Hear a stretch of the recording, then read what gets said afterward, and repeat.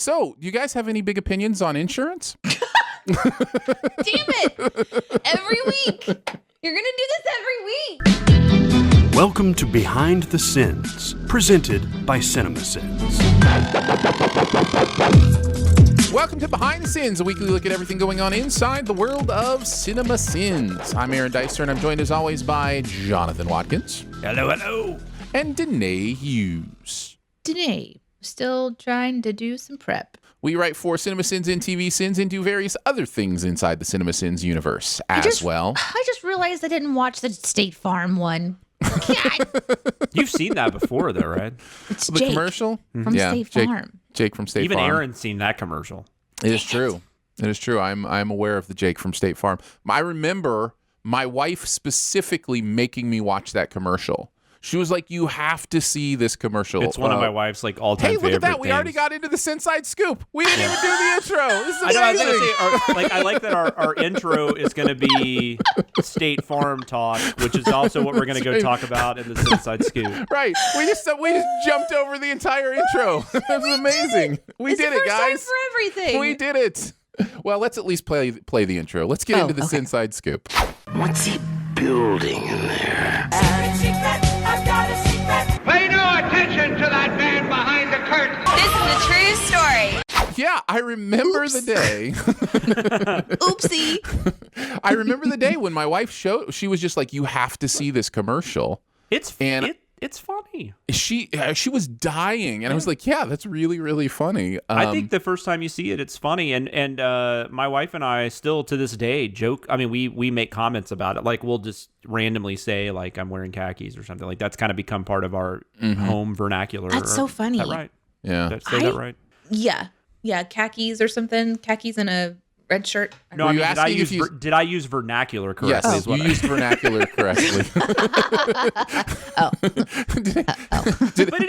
that what it's called? Khakis? Is it? I don't know if it's a where's the beef kind of level, but I mean, for this generation, it's kind of the last 10 years. I mean, it's about as close as you're going to get, right? Like, and they brought it back like 7 years later or whatever, right? Now they've got a whole run of commercials with the new Jake. So I'm trying to think like of some modern equivalents to those commercials that just became touchstones, like Where's the Beef, or probably What's Up was probably one of those that just kind of broke in. That was aughts, right? I think. That was a long time ago. That was a long time ago. No, but I'm saying it wasn't like 90s. Well, maybe it was 90s actually. It's hard for me to remember. I could look it up, I suppose. Yeah, you remember the Budweiser frog or whatever that was, like back in the day. Anything post 2010 like that, other than maybe this khakis thing? Like, can you think of a commercial that has had that level of penetration into pop culture of that kind of thing?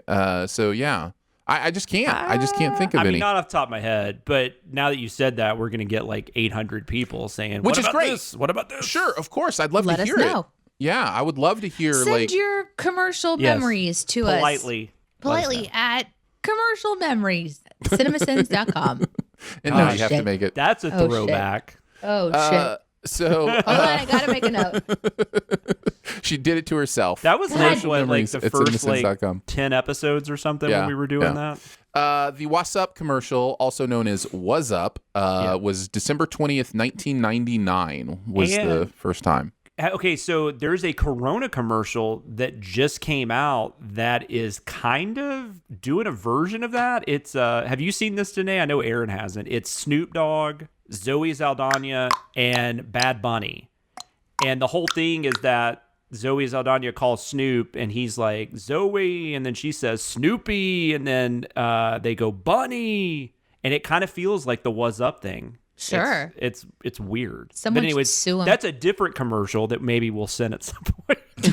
Yeah, it's interesting to talk about this stuff because you don't know if we're going to actually send it at some point. But yeah, I really can't think of another commercial aside from this one that is broken in. And you don't even really have like much. mascots anymore, right? Like you used to have like Spuds McKenzie and like the Noid or the Energizer Bunny or those kind of things. Taco Bell Chihuahua. Energizer Bunny's still a thing though, right? Like I feel like that's... Maybe the Jared commercials, the Subway Jared commercials, but those are old too, right? Yeah, well, I know there's stuff that I get that, but I'm just saying as far as kind of breaking into the consciousness or the Can You Hear Me Now? the Verizon "Can you hear me now" stuff. That's up like there. it's I don't know how long those there, have been going on, but that's definitely. And then he came back with AT&T. Right. That was enough to where they did like a spin-off. I mean, now the AT&T girl, Lily, I can't think of her name right now, and I don't think I could pronounce her last name even if I wanted to. But those are pretty popular, I guess. Flo, the insurance. Sure. I mean, but what's that known for? Like just Flo, just the character, or is there like a? Hey, there's a whole storyline there, man. There's okay. I'm sorry. I didn't mean to denigrate Flo. I apologize. I'm just kidding. I don't particularly like those commercials. I'm just saying there's a ton of them, and they're still doing them. Sorry. Yes, for all the. See, I don't watch sports. I don't watch sports on a delay. It's so funny on Slack when Jeremy and I are like anybody of us are talking about sports. We're like, oh crap, is Aaron like watching this on a delay because he doesn't want to watch commercials, and we're like, that was amazing. What would you call a Flo fan? What would you like a Flan? Heavy Flo? No. Oh God. Oh, well, I mean that seems rude, right? Because you'd be calling them fat or something. Like that's what that sounds like to me. Yeah. No, I'm just thinking of flowers? Blood gushing. Thank you. What about flowers? Well, I know what Aaron was going for, but I'm just saying if you were actually talking about a physical person and you called them heavy. No, I super get it. But as a female, heavy flow, you immediately go to cramping and blood gushing and I think Heavy Flow Day would be somebody who loves to watch the Flow commercials. And she wears all white, so it's just I'm also very uncomfortable about that. Anyhow, we're talking about State Farm. So, do you guys have any big opinions on insurance? No, are we? Is it weird? Is it weird to say what insurance you have? I don't know. Maybe. I mean, we have maybe State not. Farm. Oh my God. So. Oh, nice. Well, then you know of what you speak. We've been with Progressive for a long time. We get good stuff. We get a bunch of deals from them. So I don't have any big insurance opinions. Well, so. I will tell you, my grandfather was like the State Farm guy in Middle Tennessee. Like he headed up a lot of offices and stuff. So like State Farm's like in my family, like from like the back in the 80s and stuff. And so that's kind of my feel. I mean, but anyways. The commercial, by the way, is called State of Unrest. Chris wrote this one and did something interesting in this one that we haven't done before. Maybe we'll do it again. I don't know. It's basically combining two different commercials. Because of the way the State Farm Khakis commercial kind of had a reinvention, and a new Jake from State Farm was introduced. So we kind of did both of them here, which I really like. I think that makes a lot of sense. Did Chris have anything to say? Oh yeah, it's my job. Hold on a second. Well, it's Aaron's job to ask if he had anything to say, so I was doing that for him because he forgot. We're all just trading. Yes. So I will just tell you about Fletch. That's what I will do. Talk about why you don't like Jets Mets. Bingo. No, that's not. The Jets Mets is not on bingo. The talking about something in the outtakes is on bingo. Well, that talking was about Jets Mets was also in the outtakes. Yeah, please listen to the outtakes. Don't take that the wrong way, Jets Mets. It doesn't work. He's going to be like, damn, already. Chris said, Jake from State Farm was a commercial I think everybody liked back in 2010 or so. Everyone thought Khakis was the most hilarious shit ever, but of course, you put it under a sin magnifying glass. I feel attacked. After the three of us just got done literally saying basically that. You put it under a sin magnifying glass. A lot of the insanity of that commercial comes through, like some dickhead trying to get an insurance plan at 3 in the morning. They then introduced a new Jake 10 years later, but that commercial is even more ridiculous since they use the same footage from 2010 commercial for the arguing couple, and everything goes down exactly as it did then. And new Jake asks, do they sometimes ask you what you're wearing? And old Jake peers around the corner and tells him, yeah. I just wondered why old Jake was moved one cubicle down from 10 years ago and what benefits that gives him. So I decided to write both commercials into one Sins video. When commercials like this are so similar with one little twist, there's no reason to do them separately. And since the new one plays off the old one, it's easier to explain why all the repetition in the new one is sinful. Can't explain why, but my favorite sin is when new Jake asks old Jake about customers asking what they're wearing. The commercial cuts to the branding screen, and I wrote, commercial cuts new Jake off before he can ask old Jake if this means he's lost his virginity. It's sort of a joke that comes out of the Beavis and Butthead School of Humor. In the B&B movie, after the flight attendant helps Butthead with his seatbelt, he says, "Did I just score?" Another one of my favorite comedies, Beavis and Butthead Do America. Chris pretty much mentions all the ones that I had kind of written down. So I was kind of taking a look at through some of the other ones. Did he mention the thing about the what if it was a woman? Did you mention that was the only other one that I had written down? Yeah. What if it's a woman from State Farm wearing khakis? Would that make you feel better? Right. Yeah. Were you expecting this to be a sex line and the woman to stay in character and answer truthfully? Like, what were you expecting? Yeah, the whole breakdown of that married couple's conversation is just, it's so true how ridiculous that whole thing is. Like, he's totally talking in hushed tones and, weirdly at the beginning. And then all of a sudden, once she's involved, he's like all normal and stuff and aghast that she would think anything. And it's like, that's how you were selling it, man. That's how you were selling it. I think the husband, though, is what makes that commercial work, though, because it's his delivery and the way he's reacting. I mean, I think because the khakis thing works, because he's a dude, or she says something like she sounds ugly or something, and he says, well, she's a guy, Yeah. I don't know. I'm dumb. Chris hates me because I like this commercial. That's right. Yeah. I've been disappointing Chris since like 1992, so we're good. So you're good. You're pro at it. Yeah. If there's something that you do well, it's disappointing Chris. Yes. In fact, he just calls it Chris Appointment now. Yeah. I think we can move on to TV sins. I think we've covered enough insurance for the day. Let's get into the second of our Falcon and the Winter Soldier episodes. We are insta-sinning these. Can we? Yeah. Now, Danae, you haven't liked this show, and I think I'm not spoiling anything to say it's not growing on you. Like you're still not enjoying it. No, I'm not. I'm sorry. So. I'm sorry, people. I want to. I'm just not. So let me ask you this: are you watching the episodes you're not sinning just to stay up on it for the ones you are? Spoiler alert, I'm sinning like all of them. I was going to say, you've been involved. I mean, if she isn't sinning, she's shadowing though, right? Yeah. Well, we're all involved in all of them that way. I just meant, I just meant as far as a primary writer. So then, well, I mean, as a primary writer, I have to watch it, right? Yeah. I'm saying, I guess that's right. Even if you're shadowing, you're supposed to watch them. Yeah, that's true. I guess you don't have to. You can just be Never mind. I'm seeing how stupid I am now. I get it. I'm an idiot. That'd be great, though. You'd be like, you haven't seen it, and you're like, I'm not sure this is what happened. And I think that's true. That is absolutely true. All three of us are on all of these episodes in one way or another. Dinosaurs? That's right.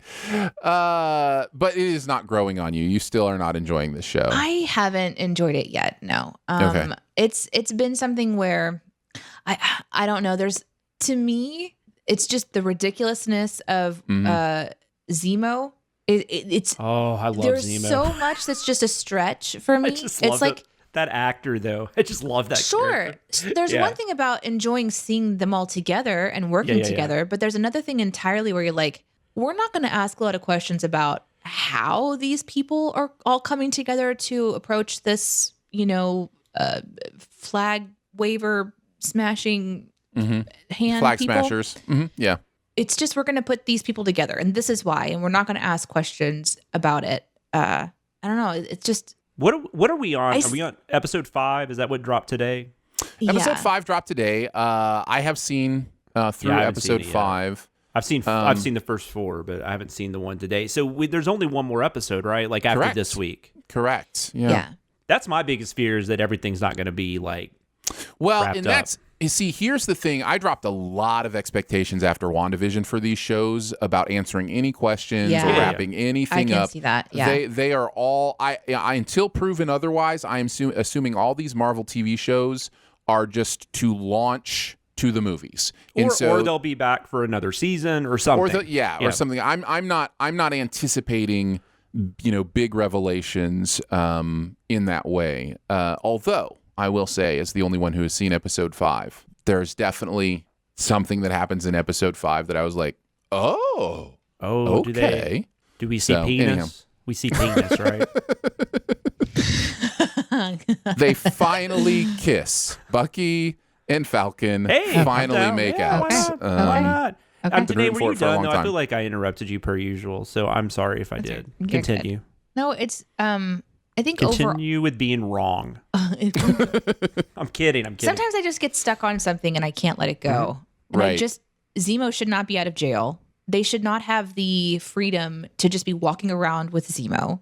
There's no authority figure above them. It is as if Sam and Bucky there's nothing controlling them. There's nothing above them. And they get to do whatever they want to do.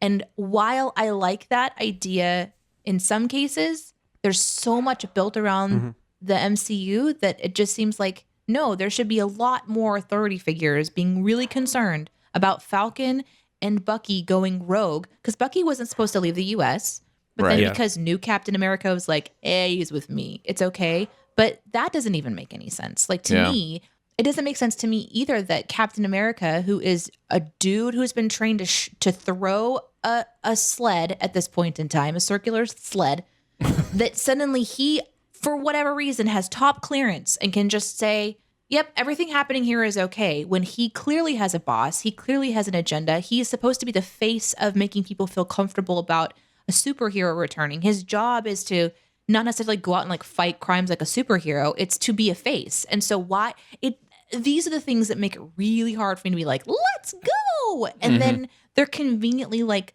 globe hopping and going to these I love seeing these places. I just can't let that stuff go. No. I know what you're saying. I know what you're saying. Yeah, totally. For me, it is very difficult to stay in the second episode, so I will try to do that. I'll try to keep my mindset in what we're doing here in this second episode. But I remember feeling after the second episode very excited about this show. I have gone through some waves in this show, but as we're in the second episode, I think I'm still like all on board. Me too. Kind of with what's going on. And it's interesting though, Danae brings up, but something Danae brought up that is definitely in this episode though is I do get confused about like, because Sam makes a comment in this one like, we're free agents, and then but you're like, but are you? And like, I feel like if you go back and watch, like, I don't even know what really got resolved after that, but like that was the whole thing in Captain America: Civil War, right? Was that totally. Trying to figure out what, like, did they have carte blanche, or should they have limits? Should they have to be under jurisdiction of somebody? Should they have to answer for things that they do? That kind of thing. So, and I kind of feel like that's been kind of thrown out the window a little bit. And maybe, I don't know, somebody's going to say that something got said in episode 13 of MacGyver or something that explains this. But there's clearly stuff that we don't understand. But we have to go off of what we're seeing. Like, it's so impossible to research everything. It feels like when we were doing Star Wars, and it's just like there's intimidation because there's so much material. And but at the same time, you kind of need to qualify a little bit. Like, give us a little bit. Well, and the narrator is purposefully ignorant about a lot of that stuff too. Like, the narrator has complete permission not to know that stuff. And I think the show is definitely trying to say some things about how much authority we give, because like the GRC aspect to this seems to be like, should we ever have a like a committee functioning like this in the world where they can just kind of do whatever the hell they want? They can go into a country and they can take out whatever. And then it's trying to play along the lines of, are the Flag Smashers really the bad guys? Which they definitely do some bad things. But they try to get, and I don't know that the show succeeds. Like, going to what Danae says, I don't know that the show succeeds doing those things as well as they could be, or as well as they want to be. But it's just like a fun, action-packed if you can kind of throw that stuff out, with characters. There's some really fun stuff happening to watch. It's fun to watch. And I guess we don't really get into Zemo until episode 3, but I love the Zemo stuff because it's such fun. Yeah, it's crazy that they just broke them out and they're not facing consequences. Now, to be fair, they do go to another country though, so that does help a little bit, but still, I don't know. It's a lot of fun. Next week. Sorry. Hopefully. Yeah, I usually do a really good job of keeping it contained. I know what you're saying, though. This episode is when they have a fight on the semi. It's Bucky and Sam. They go oversee. They go to where do they go? what was the name of the Madripoor? That's later, isn't it? No, they go. Yeah, they go to Madripoor later. Latvia. Yeah, I'm not talking about Madripoor. Are you talking in this episode? I can't remember. I know what you're saying, but I forgot where they went. But they go to intercept Germany. Yeah. They go to they're Munich, going to Germany. intercept the Carly and the serum. Yeah, and so we get to see like this, semi-battle, and then we get to see the tension build between Captain America and our team and Lamar Hoskins. Man, I love Lamar Hoskins, and I'm glad we're going to get to see him continue to grow as a character. He is Lamarvelous. I'm glad that's what happens. He is Lamarvelous. I'm glad nothing happens bad to him. Yes, absolutely. That's terrible. No, I do. But that's one of my favorite lines, though, is saying I can't look back for Lamar Hoskins. I thought that was just, I didn't do that justice, but I thought it was hilarious. Battlestar. Oh, yeah. And then Bucky's like, get me off of this. Yeah. I haven't mentioned who wrote on this. Danae, do you want to talk about anything write on related this? I don't to remember. the writing of this script? Was it me and Danae? So Jonathan, you were in the lead, and Okay. we are doing a little bit of guest writer appearances right now. Oh, yeah.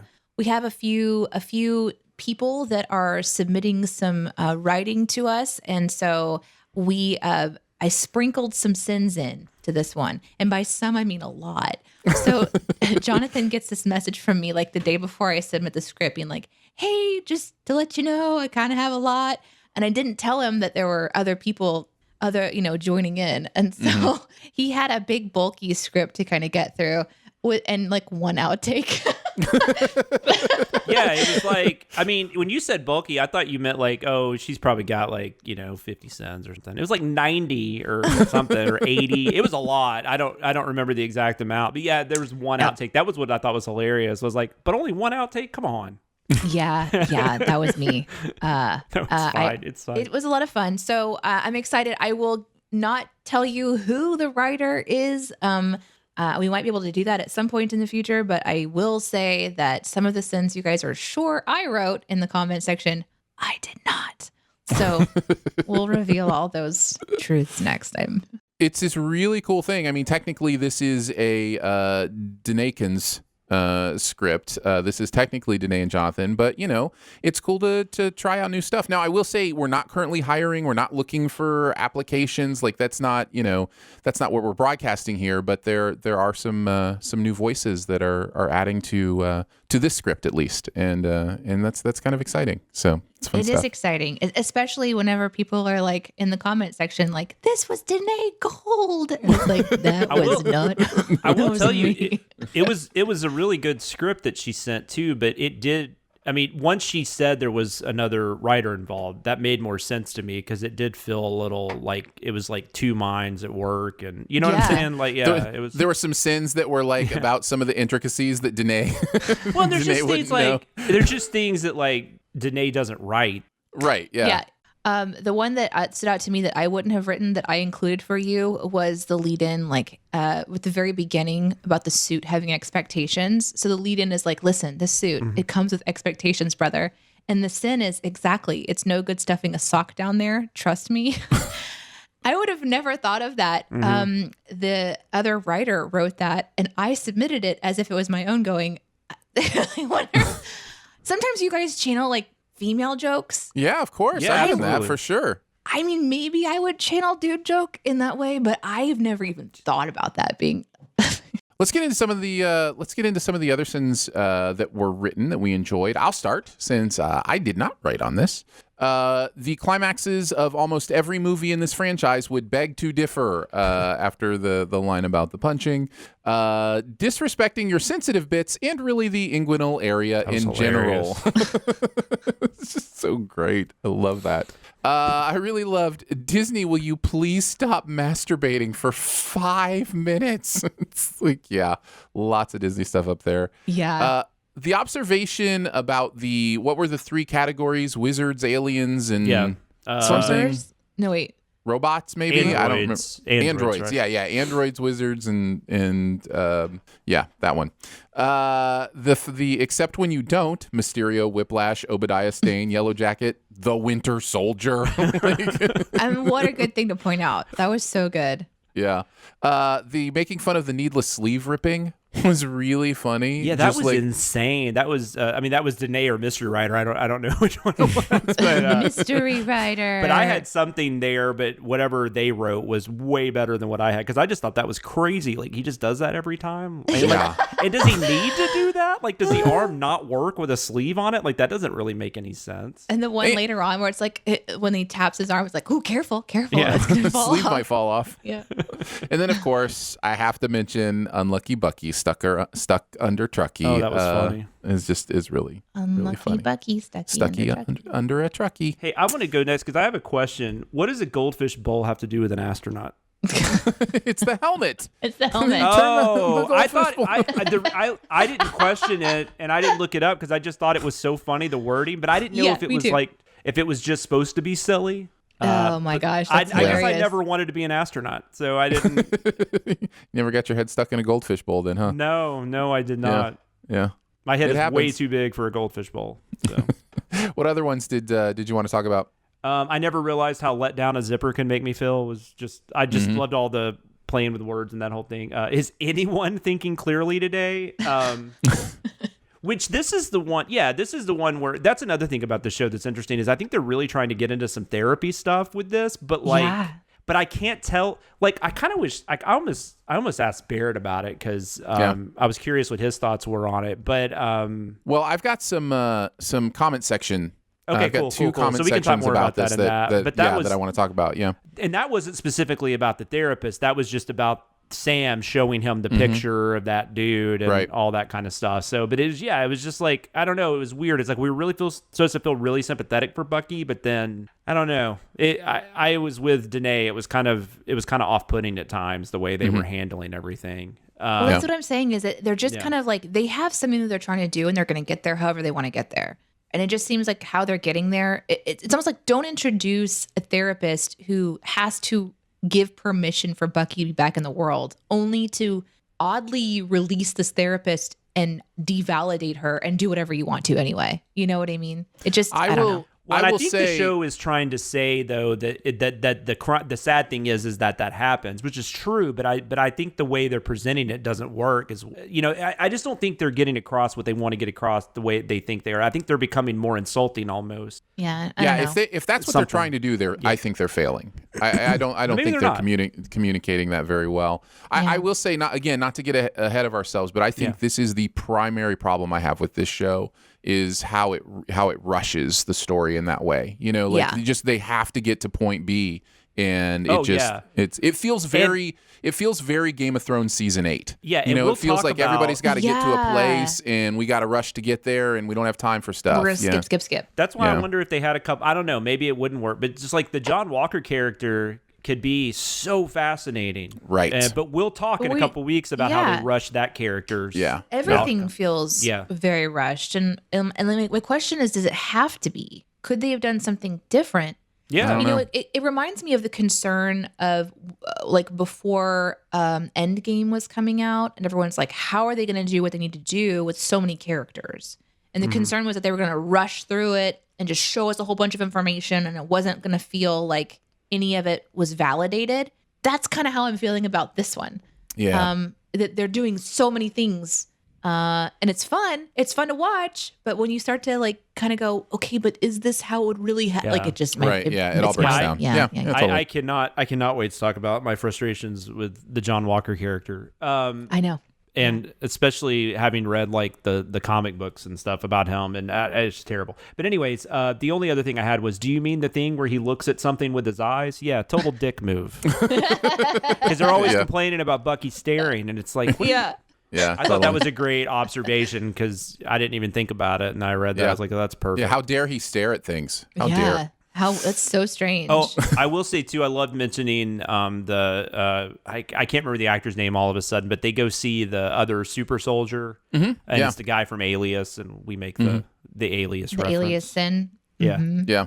Yeah, there is an interesting, I mean, I guess this is what we do here, but I think we had more conversations about this script than almost any script we've ever written. Like that whole scene, we had some stuff that we ended up trying to massage and then ended up cutting because we want to be, sensitive to kind of what's going on there. And we appreciate what they're doing there and the message that they're, sending about the dissonance between patriotism and racism and how much racism is tied. When racism is tied to your country, how hard it is to be patriotic and how hard it is to figure out what that means. And like they're doing some really interesting stuff here, but it makes it treacherous to kind of joke around about, some of those scenes if they're, so we really had a lot of conversations about this script that I appreciated. Oh, really did. Yeah, I guess I could talk about, well, I don't know. Danae, I can talk about it afterwards. I don't know what you're going to talk about it. Yeah, what sense did you want to point out, Danae?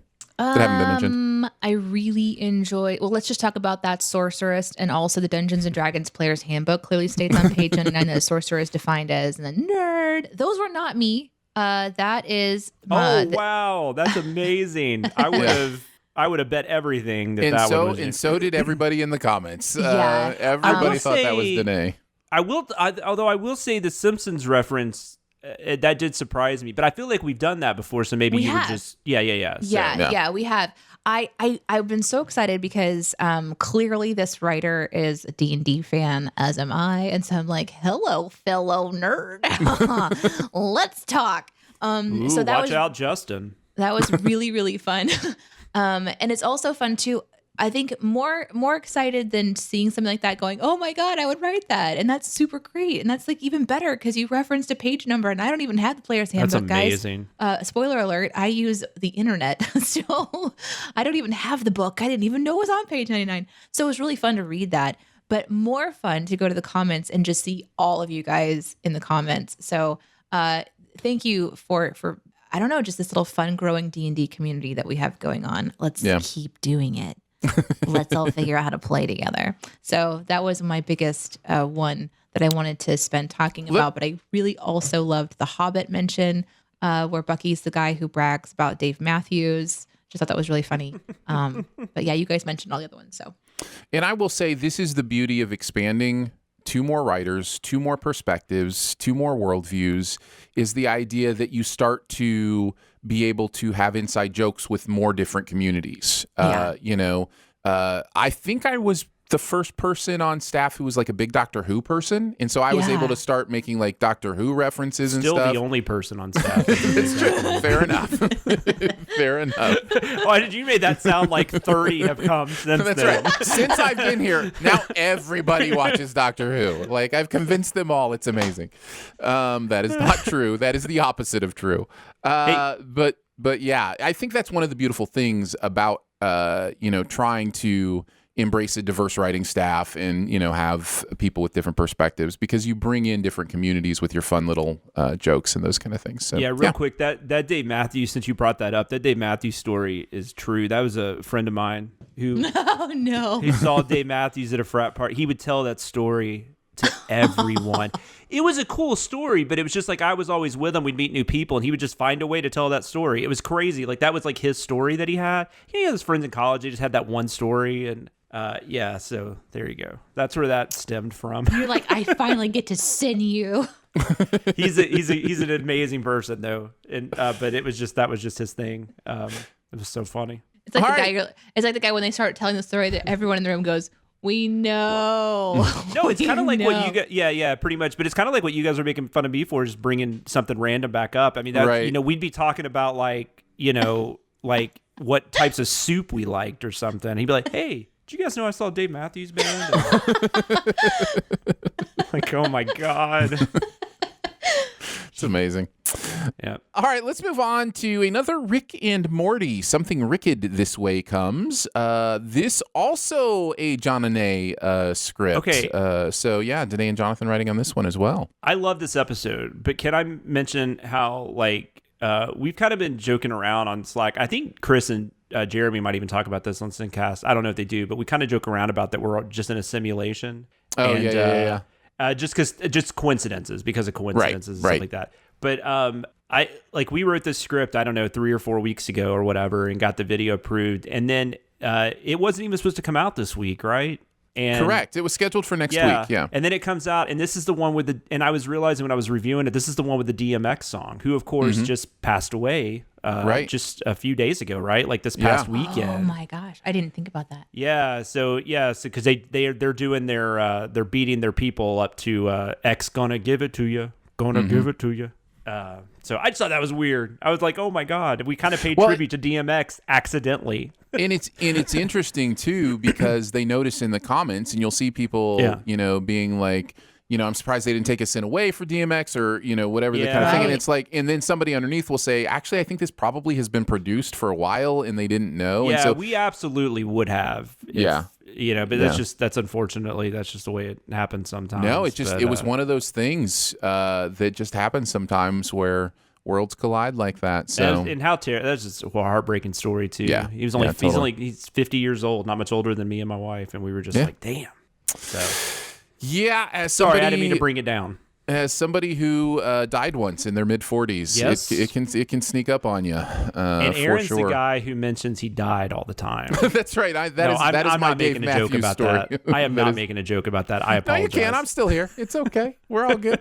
Yeah, but it's got to feel strange to know like heart-related stuff, and like you went through that. Yeah. So. Yeah, no, I'm much more aware of people who die from heart stoppages. And it can happen at any age, but it can specifically happen, after you're 40, much more than you would think. Ooh, that terrifies me. Yeah, it is. It's really scary, especially whenever Aaron had his experience, and it wasn't because his heart was unhealthy.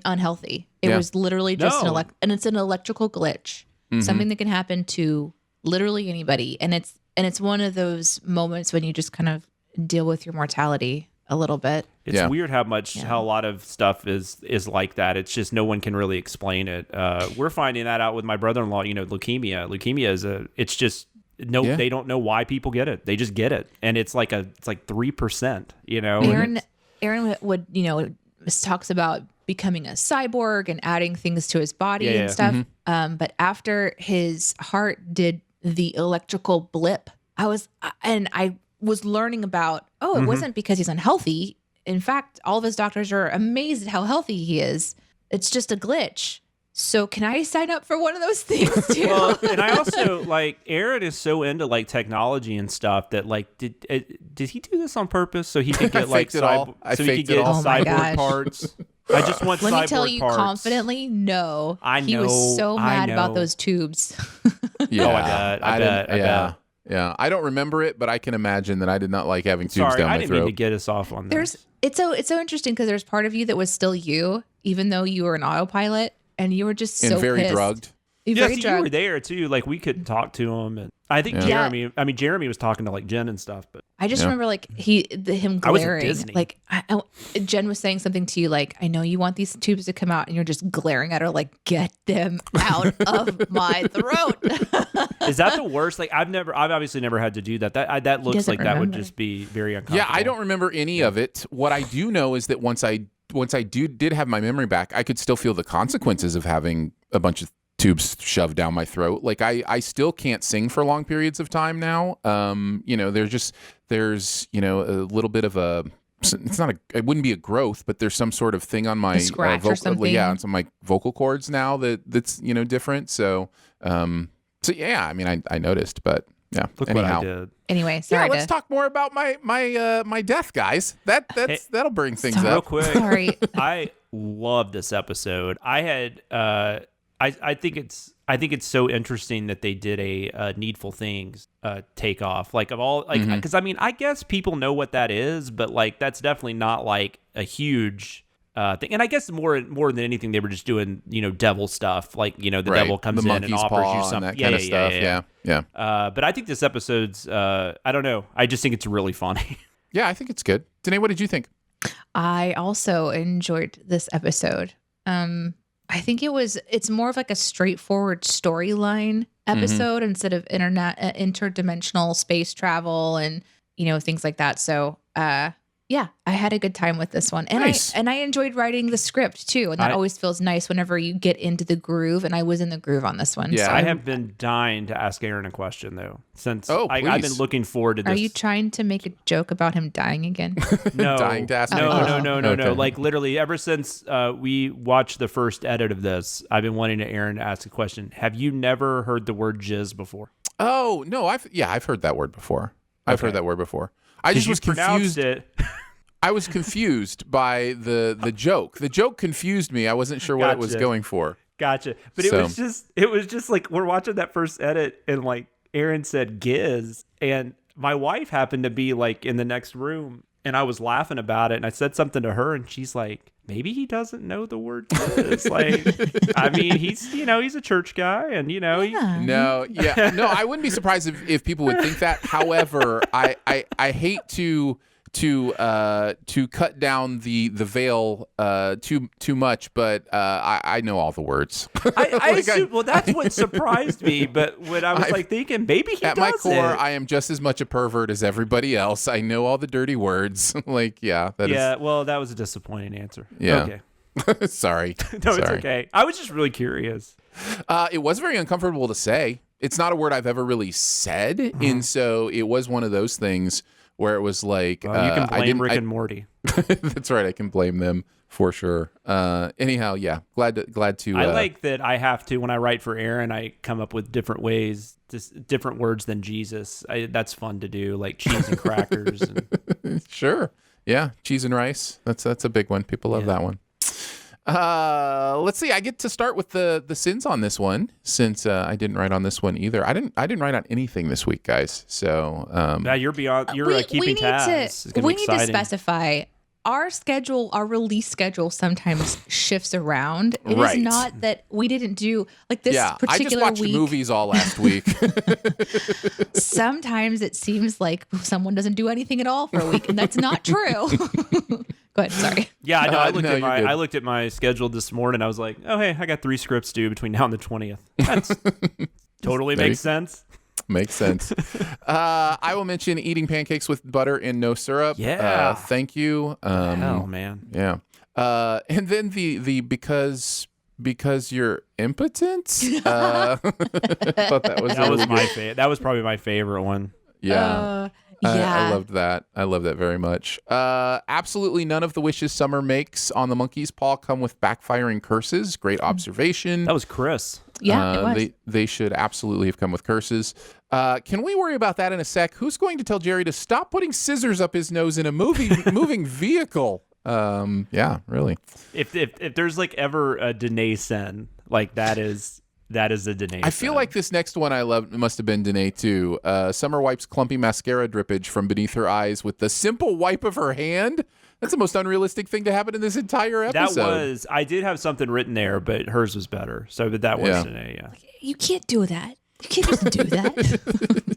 And if Show you doesn't can, know how to mascara properly. there's a product there that needs to be created. Is Summer kind of secretly the best character on this show, though? I'm like almost, I'm kind of leaning that way the more I watch this show. There's just something about her that, like that character and the stuff they put her in. I love when they team her up with Rick, which think doesn't happen often enough. I think you're onto something. I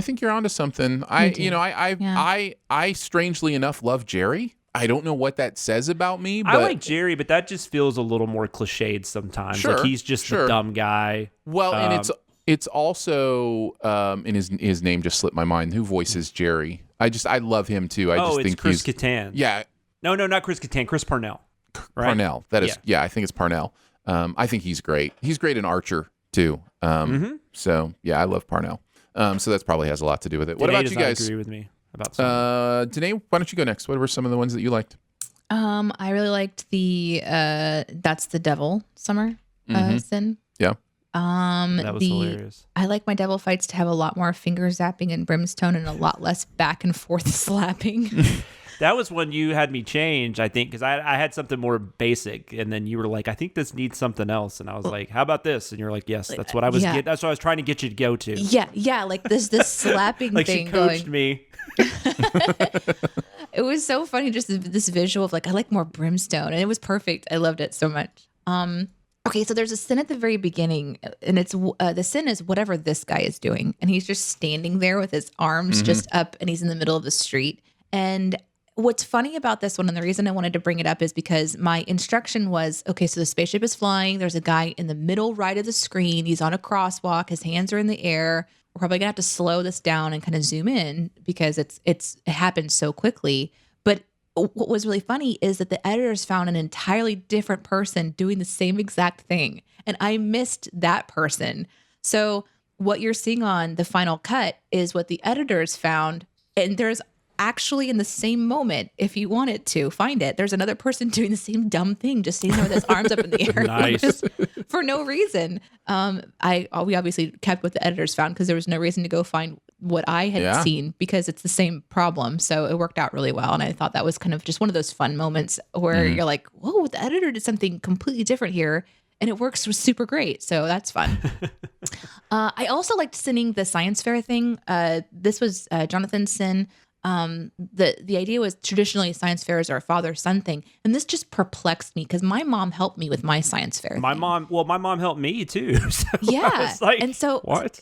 Like, what is that strange? And I don't remember if I submitted something or if I was struggling with what to write, but just your approach with just this was never an issue, even though it's just kind of straightforward. I tried to write something pretty elaborate on it, but it worked well, and it should be fuck sin. you, Jerry. Fuck you. My favorite one, though, is how Jeremy ends CinemaSins staff meetings. Yeah, that was great. That was because that is actually classic. Genuinely and truly, guys. That is how Jeremy essentially ends staff meetings. He's like, guys, I'm done. I'm out. And he's just gone. Burns it all to the ground. We're done. That's good stuff. It's like, it was so funny because he realizes that he's bored. Like he's been bored for a while. He's like ready to do something else. And when I say bored, that's an exaggeration. It's like we come together, we have a long staff meeting talking about stuff. And there hits a point when, we were wanting to hang out and like maybe be silly or whatever. And he's like, okay, I got to go now. And he's so unapologetic because we're all friends. Mm-hmm. So it's not like he's sitting there waiting or anything. He's like, okay, we're done. And he leaves. And I love it so much because I also leave meetings that way. And I'm like, oh my God. Danae, you leave BTS that way sometimes. You leave phone calls that way. Like I have watched you on the phone with your husband and you'll just hang up. You're done. You're like you a movie person because that's the movie thing. Nobody says bye. Everybody just hangs up in movies. Yeah. I'm that's a I'm very a walking Danae thing. movie. As my wife calls it, you click somebody. That's what my wife always calls it. Do not click me. She'll say that to me sometimes. Nice. Jonathan, what about you? What did you like? You guys have hit everything. The only other one I had was that I love that I got a Uranus joke in there. That was very much just the kid in me. Good. Yeah. All right, let's move on to music video sins. Justin Bieber, Peaches is the name of the song. Bieber. I just want to say this is one of the worst songs I've ever heard in my life. Okay. I just think it's a big sonic nothing. I just think there's like nothing to this song. Maybe that's more fair. Like it's not terrible in a way that I feel like offended or my ears want to bleed or anything like that. It's just like this is a big nothing of a song. I don't even know. Like I'm just like where did this where did they write this? Like how who was writing this and going this is it. This is right it. Here. I mean, it's I don't know. People that know that money is made no matter what someone sings. Let me make this very clear. There are plenty of Justin Bieber songs I think are good. So it's not like I just don't like him. Right. I have not, like Barrett says in the video, I have not been as huge a fan of his more recent stuff. But but anyway. Speaking of Barrett, does Barrett have anything to say about Barrett have anything Peaches? to say today? Oh, I'm sorry. I'm kidding. Let me tell you about Fletch. There's this one scene. Barrett says, I hate peaches, the song, not the fruit, with the fire of 1,000 suns. As noted in one of the sins, the worst part about this bullshit is how catchy it is. So it has indeed been playing in my head on and off for weeks, and I want it to die. I think I actually read that correctly. Well, that kind of makes it a good song in some ways, right? Like, or at least doing what it's intended. Yeah, it always pisses me off when the artist of the song outsources pretty much the entirety of the song to the featured singers, but then takes the primary song credit. DJ Khaled is, of course, the most famous example of this, but Jay-Z is a close runner-up And then in parentheses, see New York State of Mind and Holy Grail, the latter of which Justin Timberlake croons nearly the entire song while Jay says, a bunch. And he continues by saying, my frustration with Bieber is that he's so fucking talented, but he's just trading off his image now. It's not like he's fucking Prince or anything, but he was a musician and a good singer when he was first discovered anyway. I've said too much. I hate it. Nice. The end. I think he makes a good point about being disappointed in like Bieber's progress because he was like geniusly talented. I mean, is, like he is an incredible musician. So, but at the same time, like which one of us get to determine what other people do with what they're good at? You know what I mean? Like it's kind of on Bieber to figure that out, I guess. But is this pop star retirement? You earn your ability to just kind of do something simple. I think he can do whatever he wants, basically. Yeah. And if this is just, I don't know. I mean, it could be the music style. There could be something. There's something to it. I'm sure that appeals to him. I don't get it. Yeah. I'm also almost 45-year-old dude that I'm probably a is not 45-year-old man. that's probably not his primary focus as far as fan bases go. Sure. So. No. It should be about me, though. Like everything, it really should be about me. Jonathan and I have kind of talked about how we feel. Danae, did you have any thoughts on this song? Danae is listening to it right now. Bieber looks really good in Peach. There you go. And that's the only opinion I have. Okay, He fair is enough. so skinny. Like when you see him in that suit, I'm like, how is that even possible? Jonathan, why don't you go first on the sins? I'm not insulting him. I'm not making fun of him. I'm just thinking. I love it. I love it. Like, damn. Like Yeah. that makes like, me feel damn. fat. Also because I am fat, but PHAT. sure. That was actually the first thing I wrote. This legit might be one of the worst songs I've ever heard. That's funny. That's just good, clean Christian fun right there. I thought was great. Imagine getting in, breathed in by the Biebs. I also love how Barrett, going back to his love of talking about butts, I bet it's about butts. I thought was. I had that one written down too. The peach emoji has become a butt emoji, right? Is that what the peach is now? I don't Yes, it represents a butt. But when I was growing up, the peach was much dirtier than that. It represents a little bit further away from the butt. The taint. A little bit further than that. So yeah, The tailbone. Thanks, Danae. Keep guessing. The femur. So Femur, it's- right? In like- between your toes. And when I learned that was, ironically, another song called Peaches by the President of the United States of America. Which is a good song, by the way. Where there's, where my friends would come up and whisper, what the peaches represent, right? Like, what they're talking about when they say, I want all the peaches. You know what that is, right? And I was like, no, I don't. It's the armpit. It's the armpit. Is that really what that song's about? I'm not even kidding. Really? I think line that people go thought to, about it. Excuse me if this is way too explicit, Yeah. I apologize, but the line people go to is, I want to stick my finger in your peach and make room for my little ant. So like that makes more sense now. I just never that thought. song just all comes together for me. I just never thought about it. I just thought it was just a band making a silly song about peaches. And then you've got Millions of peaches. Then you've got Peaches for me. the Face Off reference where Castor Troy talks about peaches and is that, obviously talking about oral sex. Yeah. And so like for me, that's the representation, and so that it's changed into butts is, I don't know. That's a little. I'm just saying it's a little weird for me. I don't understand like how it happened. And I don't even know if it stems so much from it's how you have to eat a peach, right? I don't know. I'm not getting into that, but I'm dumb when it comes to this kind of peaches don't come in a stuff. can. It's true. They It's were true. put there by the man. How does that? Yeah, see, In a like that factory doesn't make downtown. sense. That doesn't make any sense. Yeah, how is that? I think you're full of crap, Aaron. Okay, that's fine. I'm it's kidding. It's I'm very kidding. possible. I'm just telling you what the They were scuttlebutt put was. there by man in a factory downtown. I had that album. That's also one of my favorite Weird Al parodies. He does Gump as a parody of Lump. Interesting. Well, we can move on from whether or not peaches are vaginas or butts, and go into to more of the sin. Vagina. Oh. What's the eggplant? Thank you, Jonathan, for The transitioning elbow. us into. Yes, it is absolutely I think it's the 100%. femur. The femur. Was that the last one you wanted to mention, Jonathan? Yeah. Danae, what did you write down for No, the sins you from go this ahead. one? You go ahead.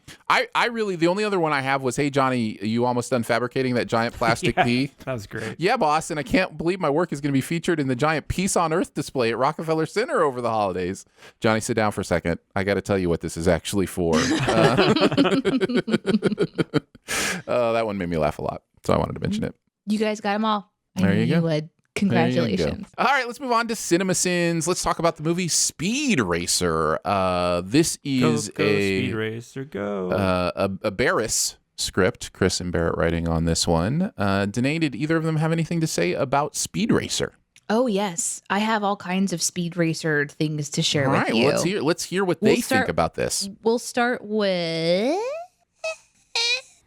Where did it go? Chris, here he is. The Wachakakousters were doing something with Speed Racers. The Wachakakouses. It's got a lot of... It's never going to be anything else for me. For the rest of my life, it's the Wachakakouses. The It's always going to be the sisters. Wachakakouses. It will always be the Wachakakouses. That's what they are going by sisters now, right? In that. Yes. Yeah. Okay. Thank you. We're doing something with Speed Racer. It's got a lot of style and vibrant colors, and it's clearly made for kids. Check out that PG rating. But it is one of the many movies we've seen over the years trying to be super ADD about everything, and we have no clue what's going on. And why can't you just shut up and enjoy this? The cineast section of this movie involves the race at Casa Cristo. Oh, this race takes up a large portion of the movie's runtime, and it's not even really the most important race. It gets speed into the Grand Prix at the end of the movie, but they spend way too much time on it. They tell us this race is super dangerous. People die here all the time, but we don't know why. Since the cars we can see, since the cars we see can explode, and bubble wrap envelops the racers to keep them safe. So, if they can avoid instantaneous explosions, why the hell is anyone going to do to make the race deadlier? It's a great question. One that I'm glad you guys asked. Okay. The bad guys hire some bounty hunters to enter the race illegally, but the whole bounty hunter thing is undercut by all the cheating that the actual racers do anyway. So the whole thing seems pretty pointless. And as long as this race lasts in the movie, it's a cross-country race that spans 5,000 kilometers, and yet it's done in 2 days. Furthermore, the race is an all-time event. Millions of people watch it, but they somehow don't have cameras in key places so that all sorts of shenanigans can ensue. And there's a moment when John Goodman says he, quote, checked this morning and figure out there were blind spots everywhere. Like that's something you can do during a morning trek through the mountains. And finally, this is the race that is a red line for John Goodman's father's character. His oldest son apparently died in this race, and he's none too happy about his younger son racing. But he flips to being for it immediately.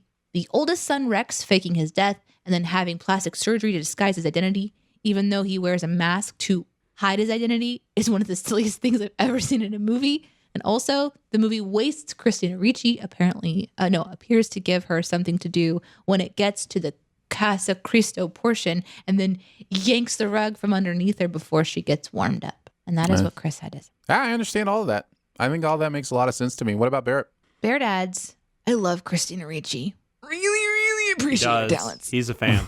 I pine for her success. I yearn for her success. Oh, and the movie is more likable than I remember it being, but there ain't no story there. Of course, there was none in the original cartoon, so I guess I didn't expect much. But it's weird that Wachowskis. The Wachowskis decided to follow up in the amazingness of the Matrix story with this. Also, I very much like Christina Ricci. By the way, you can get weed that's just as good as California shit anywhere, so Bieber can fuck off. Also, Uptown Funk is totally a Bruno Mars song, but Mark Ronson gets the credit for the song, and who the fuck thinks that song is a Mark fucking Ronson song? Welcome back. Welcome back indeed, Barrett. I just realized something, you guys. I'm going to have to read these in front of a live audience soon. Yeah, you are. I am. I'm going to have to read these in front of a live audience. I just hope you guys can be forgiving. Danae, have you seen Speed Racer? Is this one No, you managed to see? oh my God, what was this? This is what I was almost jumping into when we were just connecting before the show. Yeah. What is this? It's a drug movie? trip. It's a drug trip for real sure. Quick, Yeah. I have not seen it either, and I felt like Danae watching this. Yeah, I wasn't a fan of Speed Racer, the IP, and then when it came out, everybody trashed it. So I'm like, I'm not gonna go watch that. And I know it's gotten I guess a second.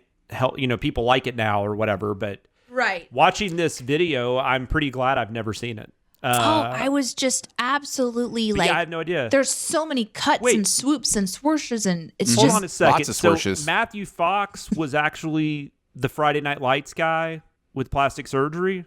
Matthew Fox was Friday Night Lights guy with plastic surgery. I think yes. His brother at the beginning that leaves the house. That's the guy. If I'm understanding you correctly, yes, I think you're right. He was on the show correct. Friday Night Lights. Yeah, I didn't watch Friday Night Lights. I don't That'll remember the surprise actor. a lot of people. He was also but, in. He was in Music and Lyrics with Hugh Grant, and he's been in a bunch of stuff. Yeah. But he turns into Matthew Fox. Correct. I didn't even get that. If I'm understanding you correctly, correct. Yes. Yeah, I didn't get that until now. Matthew Fox was his brother. Is his brother? I think so. Now here's the interesting thing. I have seen this Aaron, movie. tell me. I'm kidding. what the hell is going on, Aaron? I've seen this movie 3 times, I think. Oh my God. I really like this movie. So I maybe I need to watch I'm not one who came to it later and like, actually, I think this is good. No, I liked it the first time I saw it. Now, I have a Wachowski bias a little bit. I do really like the movies they've done. This is the only film of theirs I haven't seen. And even the ones that are quote unquote bad, I find really interesting. What's like considered bad? Like the Matrix sequels? Well, I'm sure, but I'm more talking about what was the Tom Hanks one? Oh no, Cloud Atlas is great. Cloud Atlas. That's great. No, people are wrong. Okay, well, sure, and I feel that way. I feel that way about this one. I've said I'm just kidding like 47 times this episode.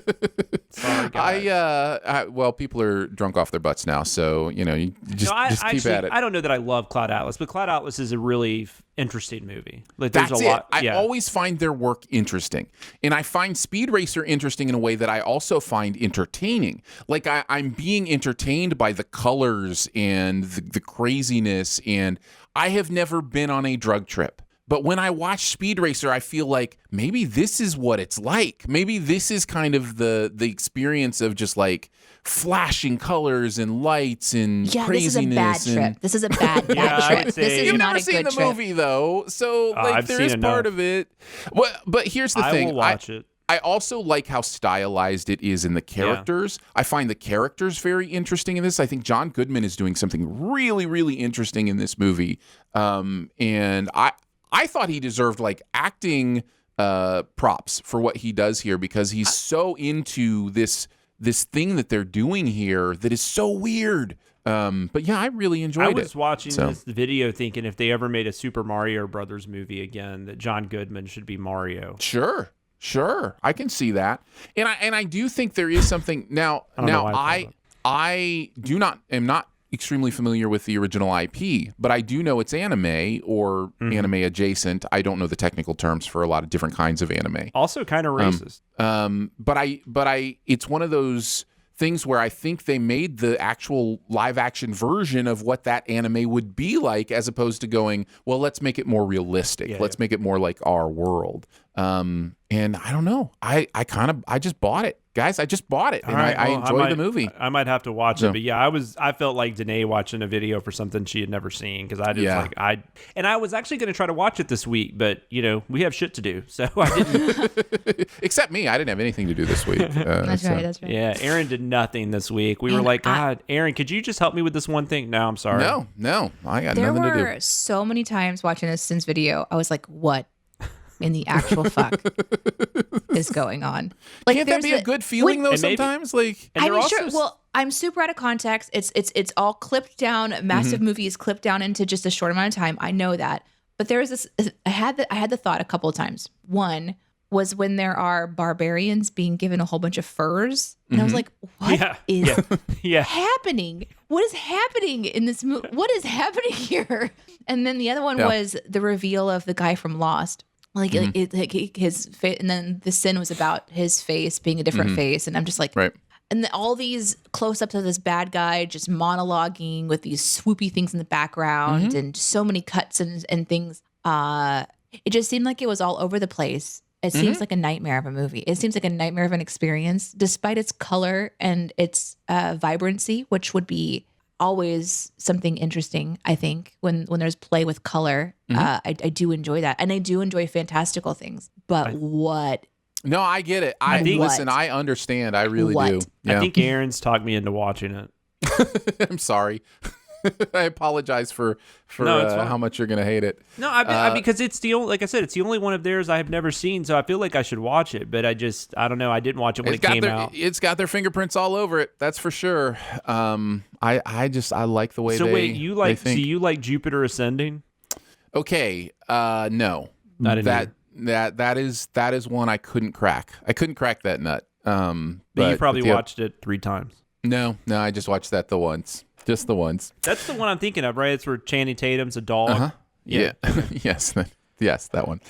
Let's get into the sins. I'll start us off. If I named my kid Satan worshiper, would I be surprised if he turned out to be a Pittsburgh Steelers fan? That one went in a direction I wasn't expecting. Right, and I love that. That's one of my favorite things, when you can take a joke and just turn the punchline on itself. It was really fun. Long and tedious Hokio drift is wonderful, wonderful. This is what it's like when you take acid and you've been called in for an emergency babysitting session. The right thing to do is say no, but you're only $500 away from saving Aunt Rudy's farm. And the Messersmiths are known to stay out late. You could get extra pay. I just love when a sin turns into a story. I love the, instead of pep talks, poop talks. I thought that was really fun.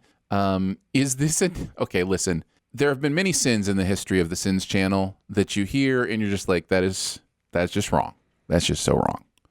What was it? Is the announcer watching the race or Requiem for a Dream? Sin. It's just like, did we seriously just do that? That is amazing. Danae has no context. No context. That is okay. I will fill I don't you want in. it. Okay. Then, you don't even have to. No. Do you like Requiem for a Dream, Aaron? That's an interesting question. I have not brought myself to watch it with my newer movie mindset. When I saw it the first time, I was way too put off by just how graphic and all that stuff that it is, that I couldn't. And I think a lot of people have this experience with that movie where it's not a fun movie to watch. Like there's nothing exciting. No, I don't. To watching it. I personally don't like it. So I came away from it hating it. But I don't want to revisit it. So I will stick with hating it. That felt like a movie where it was just Aronofsky was just like poking you in the eye. I like Aronofsky too. So I did too. But that movie, it just felt like he was just poking me in the eye the whole time, going, "Okay, can you take it? Can you take it?" Yeah, exactly. Yeah, there's a torture aspect to it. It seems to be. And then salad, nobody worth rooting for eats salad. Loved that line as well. Which is hilarious because I was just talking about I had to step off for a second to get my daughter's ranch open so she could make her salad. Yeah, you did. Way to be an ass to my daughter, Chris and Barrett. Jonathan, why don't you go next? You said some of them. Rear view mirror shaped TVs. I love that, by the way. I think that's really fun. Movie stills the real life video scene for Superman 3. Oh, and then this was another one of those weird coincidences, but we were talking about, I think it was last week, there was a video where they said something about, the guy at the beginning of Last Boy Scout. And I said, yeah, that character's name is Billy Cole. And then there's a direct reference to Billy Cole from Last Boy Scout in this video. It's amazing. It's so weird. It's amazing. That's so weird. It is. How does this stuff happen? Especially that. It's a simulation. Oh my God. Billy Cole, ain't life a bitch. Movie stills the real. Oh, I already said that one. And then the only other one I had was the whole sun or just the tip? Yes, that's one I had too. Sorry. Danae, what other ones did you have written down? The editing job that made me want to narf. The word narf. I haven't. I kind of feel like I need to use that more regularly. In reading the script, let me think of Thundercats, because his name was like Snarf. Yes, Snarf. Snarf. That's what it made me think of as well. I actually created a race of beings in high school, like cartoon beings called Narfs. So that kind of cracked me up a little bit. But that's funny. But yeah, in the script, whoever wrote that says that they just made it up because they like how it sounds. Yeah. So it's like barf, hurl. Sure. Yeah. And totally. Snarf. Yep. All right, let's move on to Alien versus Predator. Oh, no, we don't have to. Okay, moving into keeping tabs. Man, versus movies, I want to say versus movies are some of the biggest letdowns, right? Like, it's just like whatever's in your head is never what's going to be on screen. Yeah, I think Godzilla versus Kong gets close, but no. I'll be honest. I think Alien versus Predator is a much better movie than Godzilla versus Kong. God, I hated Godzilla versus Kong. I know you did. I find that really interesting. But yeah, well, we might be able to talk about that in a couple weeks. We might be able to. But let's talk about Alien versus Predator. This was Today's like. I know. I'm along for the ride, guys. This was a Chris Onathan script. Did you watch the video, Danae? Chris and Jonathan writing on this one. Which video? Alien versus Predator. Did you watch? Did you watch the Alien versus Predator video? Yeah. Okay. Just why was I not supposed to? No. It's just aliens and predators. Although it is PG-13, so it's not like there's going to be a ton of stuff in there. Which I usually don't care about, but I will say in this movie, I think it did hinder it a little bit. Although many other things hindered it. Like that's not the reason it's terrible. Yeah, I think I have seen this movie, but I don't remember any of it. So I don't really have any thoughts on it. I think I've seen this movie too. Oh, that's really awesome. Tell us your thoughts. But only because as I was watching the video, I was like, I remember this, but I don't remember how. So most likely it was at a friend's house it was on or something. I will tell you, right. I have a really interesting or something. I have a really interesting relationship with this movie though. I saw this movie the weekend after I found out my dad had cancer. Oh my goodness. Yeah, he came down with cancer. It was 2004. He died. He made it almost a year after that. So, or no, it's 2003. Sorry. Wait, when did this movie come out? Oh no, it was 2004. Okay, so this was actually. I'm sorry, it wasn't right after I found out. It was right before he. It was right before he passed away. But my stepbrother had come into town, and we just knew it was getting there, toward the end. So my stepbrother's like, "Let's go see Alien versus Predator," and so we did. And yeah. And so that's kind of, so I do have like an interesting memory with it, but but I still hate this movie. It's terrible. Yeah. And the main reason it's bad is because it's so boring. And well, it's like, and I had no point of reference for this because I haven't seen any of the Alien movies. You don't need to. I've only seen what, like what you see in pop culture or like clips from stuff that will make it into other things, things like that. So I've seen enough to kind of piece together, I think, the quote unquote important elements of it. I probably have seen 60% of a movie out of order and in different years, which isn't great. But watching this one, I remember thinking things like, okay, so these are different movies. They're coming together. And I remember thinking that it was a cool, like everyone around me thought it was a cool concept. I remember that. But that's all. So it's interesting because like for you, you'd go and watch it and you'd at least know. Yeah, I'd some seen of all this what's stuff going before. on. Yeah, and it was a pretty popular comic book. There was a Dark Horse did a comic book series in the 90s. So that's where the idea originated from. And then this was also kind of like Freddy versus Jason. Not that I expect either one of you to know the history of that movie, but there were a lot of different scripts written for it at different times because they were trying to get this made for a while. So that's always interesting too when you find out what it ended up becoming. And it's a decent enough, I guess, premise. I mean, the predators are hunters, and so I guess it kind of makes sense they would hunt the aliens. Why they would do it on Earth, and why they would need humans to be the ones breeding the aliens or whatever. I mean, all that's kind of silly, but maybe it's just not interesting. Like it's just dull, and it's like that's the weirdest thing. Like, how do you make a movie called Alien versus Predator and then it's just dull? Yeah. I mean, and some of my favorite sins in there were the ones that were kind of in reference to that very thing. Danae, what did Chris have to say about this? He said Alien vs. Predator, much like most VS movies, ends up showing you why these battles are never as cool as they are in your head. This movie is a huge wasted opportunity, though. I hate to say it, but the humans just ruin this movie. I understand you can't have just predators and just aliens walking around because not hearing any human voice for a couple of hours might be disorienting, but it would have made the movie a lot better if they had the balls to do it. Alas, humans are in it. We find out the predators put their teenagers through a ritual to show what pretty predators they can be. And that involves kidnapping humans, sacrificing them to aliens, and then killing the aliens. They've been doing this every 100 years, which is some incredible bullshit considering that it's in Antarctica. By the end of the movie, we're supposed to be fans of the predators because we don't want the aliens to take over the Earth. But for a good long while, the predators are clear villains, killing an entire drilling team without a thought, especially when you find out that humans are supposed to be sacrificed to aliens to become aliens. They are total assholes for the longest time until they interact with the main character. Suddenly, there's an understanding. They don't kill, is it Sine Lathan? I've never heard her name pronounced. Okay.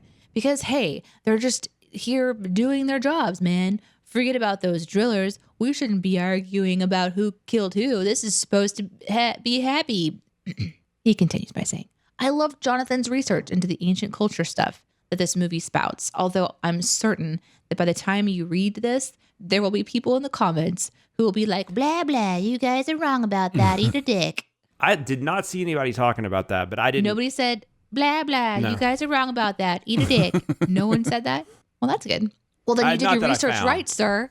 Good job. That's actually one of my favorite sins in the video, is the Mayan calendar stuff. Yeah, I like that too. Nicely done. He goes on to say, one of the many things about this movie that is puzzling is how the predators have to, quote, earn their weapons by entering a code into a sarcophagus. A code that just happens to be the day's date. I don't understand how that's earning them, but whatever.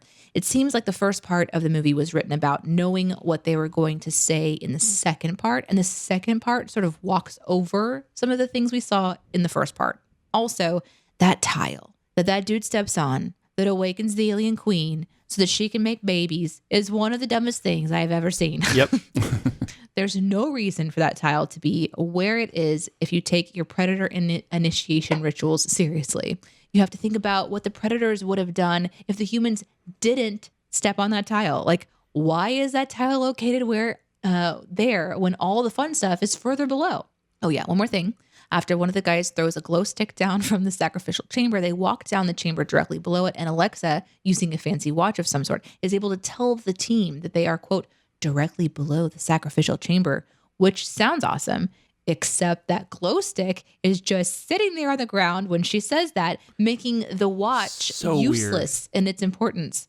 Both Jonathan and I wrote us in on this one. It's a truly dumb moment.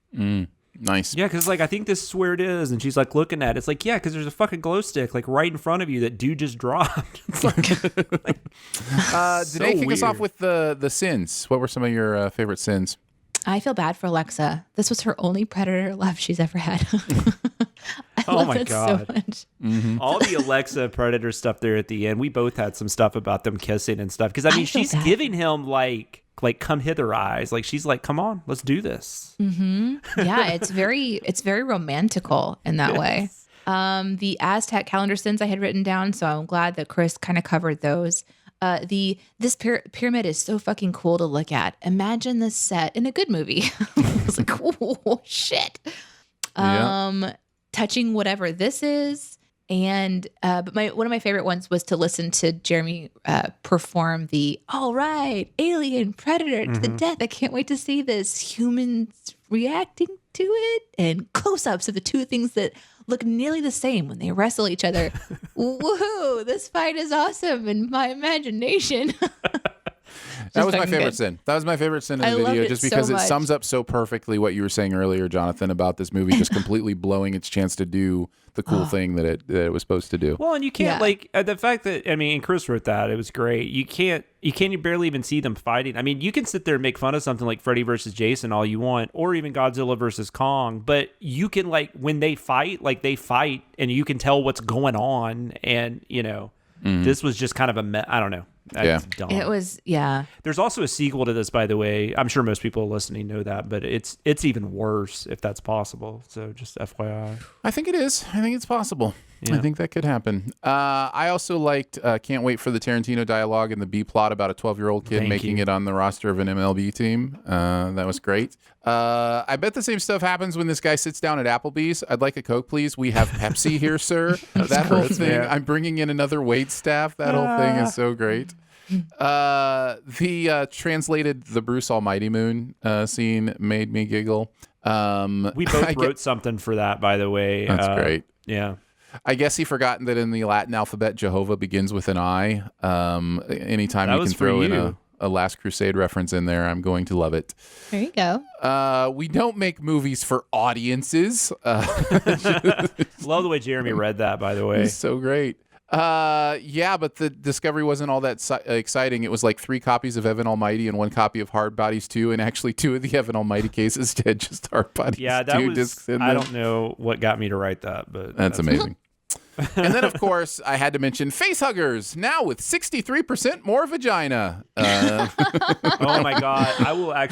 I will mention real quick because I have a few comments. There was a comment that said, Brandon Brady said, I will never be able to look at a facehugger the same way again without getting turned on. I was like, so glad we helped you there. Get to your weird... I don't know how you like...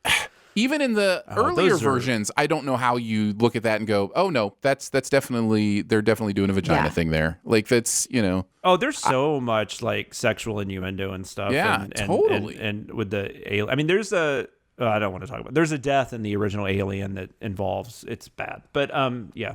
Yeah, totally. So anyways, I like those stuff and stuff. Forget I said other stuff penetrating stuff. Yep.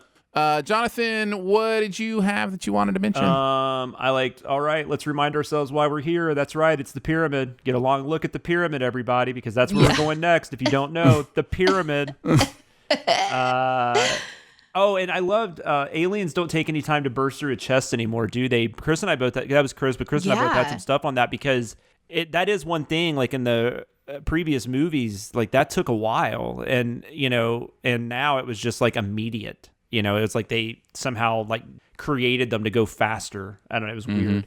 The Captain Janeway scene was fun. I will say, because I did send people in the comments, I do like Captain Janeway. If anybody wants to like, I'm not dissing Captain Janeway, but I just think the way they did her character in Voyager sometimes was insanity. But that's always fun to get out my Voyager issues in a CinemaSins video that has nothing to do with Star Trek.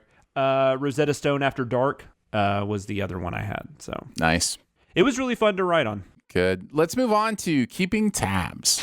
The internet is a communications tool used the world over where people can come together to bitch about movies and share pornography with one another. Ha ha! Oh, jeez. This is the most public yet of my many humiliations. We're each going to talk about something else from the week of putting stuff together. And when I say each of us, I mean the other two are, because I didn't work on anything this week. Aaron just watched, rewatched Solar.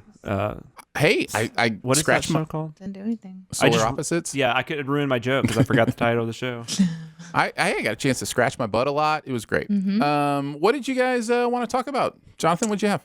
I did the Mayan and Aztec stuff from Alien versus Predator. That was what my keeping tabs was. It was just the guy mentioned the long count, and I was like, what the fuck is that? And so I kind of write my own reasoning into the sin. Like if you're going to mention long count, I'm going to fucking look up long count. And then they were totally wrong. I don't know why they did. I don't know why they went about it this way. And I guess I could have been missing something, but I mean, they're so wrong in this movie, and I'm sure they don't care. But it's just weird. It's like, why wouldn't you change it? Why wouldn't you change it to Mayan instead of make it Aztec? It just didn't make any sense because the long count is not that any of this really makes sense to me, but it's part of the Mayan calendar. It's not the Aztec calendar, as the movie says. And although the Aztecs could have used it, but it wasn't their creation. It was supposed to last over 5,000 years. That's where the whole 2012 thing comes from, which I did actually look on something about that too, which apparently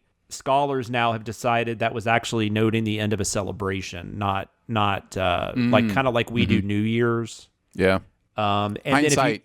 Hindsight is 2012. Yeah, exactly. Yeah. Hindsight is 2012. That's right. John Cusack would laugh at that joke. If you want to know the real nerdy stuff, there's 5 units on the calendar. 1 day is a ken, 20 days is a unile, 360 days is a ton, 7,200 is a cutton, and 144,000 is a bakton. So all the dates are used, they write them with 5 units, not like we do. So for instance, the Apollo 11 landing was the one I looked up, which is July 20th, 1969.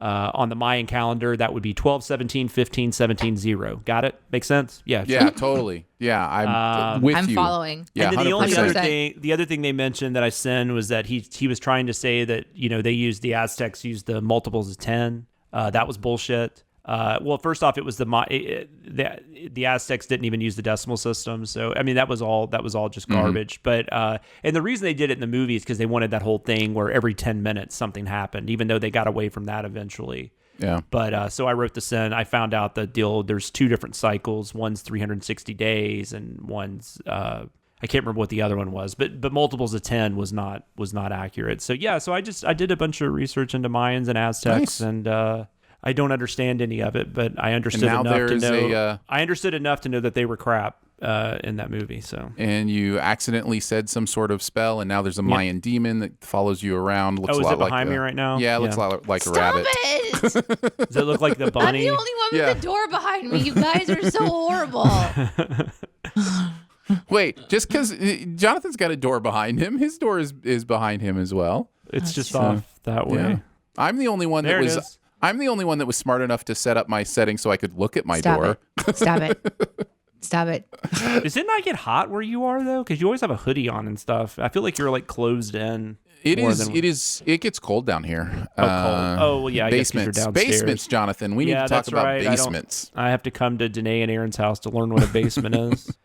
Tanae, what about you? What's your keeping tabs? Well, during my writing of Falcon, I wrote a couple of sins about Bucky surviving something, and then I realized, oh wait a second, he's like a super somebody. A super soldier, yeah. What are his super abilities? Because he literally just jumps out of a plane and crashes through trees. I recently was in the woods to do some work for a friend of mine, and I had to walk about 100 feet or so between tree lines. It was traumatic. I had my arms up, I'm like, I'm being attacked by branches. They're like, and Bucky is just like, not only has he leapt from a plane, he just puts his arm in front of him. He's like, yeah, I'm just gonna like crash land through all these fucking trees and then hit the ground with like a little, anyway, scratches his ass, gets up and go beats somebody up. I was like, that's just some fucking bullshit. But it turns out he's got some abilities, and I know that because I looked it up finally. Nice. After getting upset about it. Is their skin strong too? Is like their skin strong too though? Because like they never get cuts or anything. I mean, it's pretty incredible. I think so. I think on a cellular level, they have been impacted. Let me tell you a little bit about that. Yeah. He was injected with this stuff, gave him semi-immortality, superhumanly enhanced strength, speed, reflexes, healing, stamina, and agility. Yeah. That's the short of it. That was the very short of it. He has obviously the cybernetic arm that apparently has hidden stuff inside of it. I didn't know that, including an EMP generator and holographic camouflage unit. Now that was from Avengers, like Marvel HQ website. So I don't know if that's more on the comic side. Yeah, it could be. Because I don't know that we've seen that from Mr. Bucks in what I've watched. But then again, I kind of forget, which is why I was pissed about him jumping from a plane and then had to like recant that. I had it in 2 sins, and one of them accidentally made it into the final one. And we were watching it edit, and I'm like, and it was a Bucky survives this. And he falls out, and the sin was Bucky survives this. And I'm like, wait a second. I thought we decided he could survive this, and it was just accidentally left in. So then we had to cut it out and kind of rework it a little bit. But anyway, yeah, he's got a lot of. He's just Mr. McGuffin. Yeah, that's what he is. There you go. And I got to look up the books. Nice. And she just looked at a lot of Sebastian Stan pictures. He's for a beautiful man. research. He is a beautiful man. Unapologetically so. Yep. Let's move on to the comment section. I want to know what you're thinking. I appreciate your honesty. You're a real straight shooter. You are the ones who are the ball lickers. We're each going to take a look at a comment that we have gleaned from the internets or even elsewhere. Some sort of response to what has happened. Yeah, any of those places. Why don't you go first, Danae? What is your comment this week? Denny. Come on, Denny Huggies. You can do it. I wanted to give a shout out to Steven, who, after listening to last week's episode, sent me, or attempted to send me, a direct link to the review that was written a while ago. Like, hey, listen, some of us wrote about you a long time ago. Thank you for doing so. The link didn't go to your review, but I know you wrote a good one because you're a great person. So thank you for doing that. My comment, though, that I wanted to point out is from Josh Zero on the Commercial Sins after watching Jake Farm. He says, every time I've asked my insurance agent what they were wearing, it has not ended well for me. I just thought that was funny. I just enjoyed that. Oh my God, I didn't even think about that. Can That's you good imagine how many agents have been asked that question now? All the time. Danae's worked a phone bank. Did you ever get like propositioned and that kind of stuff when you were at a call center? Yeah. Yeah. Yeah. Because there's an anonymous nature to it in some ways, or it feels that way to people. Maybe, but I would never, like, that doesn't make sense. Well, none of it makes sense to me. Like I'm just going to ask some person on the phone pictures to people's DMs and like none of that stuff. Like, I don't get it. Oh my God. Twitter depresses me when I see that. When I see the women I follow and they show snapshots or talk about stuff that's sent to them in DMs. And I'm just like, you got to be kidding me. Yeah. Yeah. And I know that just makes me the dumb dude, but I hate it. Yeah, I don't get much of that stuff, but yeah. Anyways, very nice, very nice. Jonathan, what about you? What are we doing? I'm just kidding. Comment section. What day is it? Alien versus Predator. I'm still gonna go back there because I don't know I was looking through that to see if anybody was gonna like be like you're an idiot about Mayans, but I didn't see any of that. But there was a sin that Chris wrote about, which I thought was hilarious, where about taking pictures of people sleeping. Mm-hmm. And I don't know how to pronounce his name. Jelani McCarthy said, as a former architecture student, taking slump photos of sleeping classmates to show them later was a major highlight of our college experience. No. Not creepy at all. No, not at all. Not at all. And not to somebody who picks up your phone and is looking through your pictures. And this is not the same thing either. Like, that sounds more like, these people didn't know each other and he's just snapping pictures of her while she's sleeping. So my favorite on the Alien versus Predator one was the person who was like, thanks to this movie, Lance Henriksen was able to match Bill Paxton in the Killed by a Terminator, an Alien, and a Predator. That's true. That's actually like a trivia question I've seen before. Yeah, now they both have that distinction. Yeah. The comments I wanted to mention were about the therapist, though. There were two specifically that really thanked us for our sins on the therapy, specifically in this episode. Oh, cool.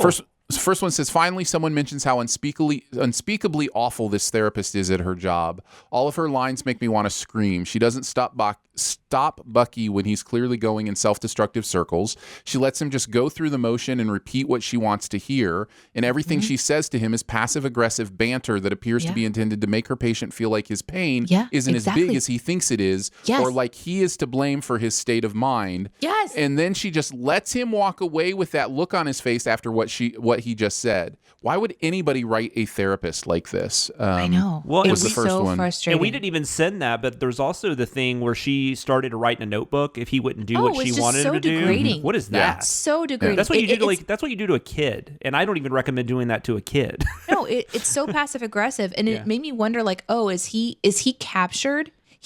Maybe he's captured and he's stuck somewhere, and this is a bad person's, trying to kind of continue to mess with his mind, because it's just so belittling, So here's the other one. I just want to take a moment to appreciate TV Sins calling out the terrible therapy in this show. My sister is studying to become a family therapist, and she hates the therapy sessions.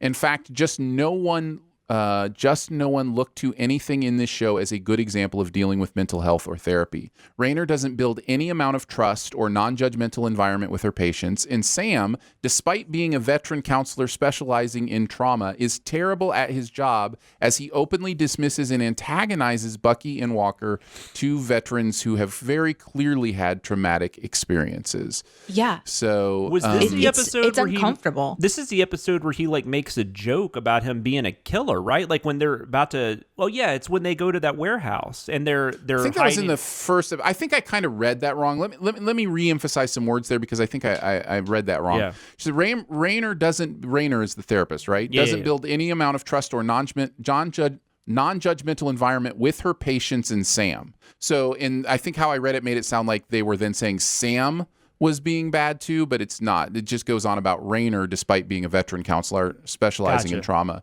No, but Sam is terrible. So, yeah. Because there's that weird, he makes some joke about him being I can't remember what he says. And he's like, oh, come on, I'm just kidding. It was weird. Whatever the case, thank you, appreciate that. And yeah, I think sometimes the sins, sometimes they do mean something. That's really good to hear because we had a lot of talk behind the scenes about how to approach that. Yeah, sure. We wanted to say something about several things, as was mentioned earlier. So it is nice to feel that validation that the things that we're frustrated with are something that professionals can also comment on, because I'm not a professional counselor, but I know that I was triggered watching that. Like, I would never want to sit in front of this person who is, I think, an evil person. I think they're a bad guy. Maybe she'll end up being one. Maybe, who knows? She had better to make that make sense. But yeah, and we also didn't want it to come off like, because I think initially we kind of felt like maybe it was, we were also kind of blaming Bucky. And we did, we definitely did. The way that, I wrote something and it did. Once you guys gave feedback on it, I saw what you were saying. Like it seemed like I was getting upset with Bucky for having those emotions, and that's not what it was about at all. That was my favorite that you made that joke though. You were like, yeah, I guess I have no heart. I have no heart. I'm a terrible person. I'm heartless. It takes a lot of perspective, so it's nice when we get it right like that. Yeah, appreciate those comments. Let's move on to Beyond the Sins. To infinity and beyond. Somewhere beyond my wild history. To boldly go where no man has gone before. We're going to chat about something else from the world of pop culture that you've seen recently. I'll kick us off. I'm going to talk about a movie that came out earlier this year, Liam Neeson, The Marksman. I got around to seeing. I have not seen this yet. I want to. Just trying to knock off some of those 2021 movies that I didn't get a chance to see. Go ahead and watch it if you're excited to watch it. I didn't think it was that good. I don't know about excited, but I like Liam Neeson. Honestly, we were talking about the Bieber song earlier and how it's just a big nothing song. This feels like a big nothing movie. Like everything in this movie is something you've seen before. It's very tropey, very cliche. It's very much Liam Neeson, being Liam Neeson. There are some elements, I guess, of the other tropes in this are kind of like the person who doesn't have kids is stuck with a kid kind of thing, and that can be kind of humorous at times.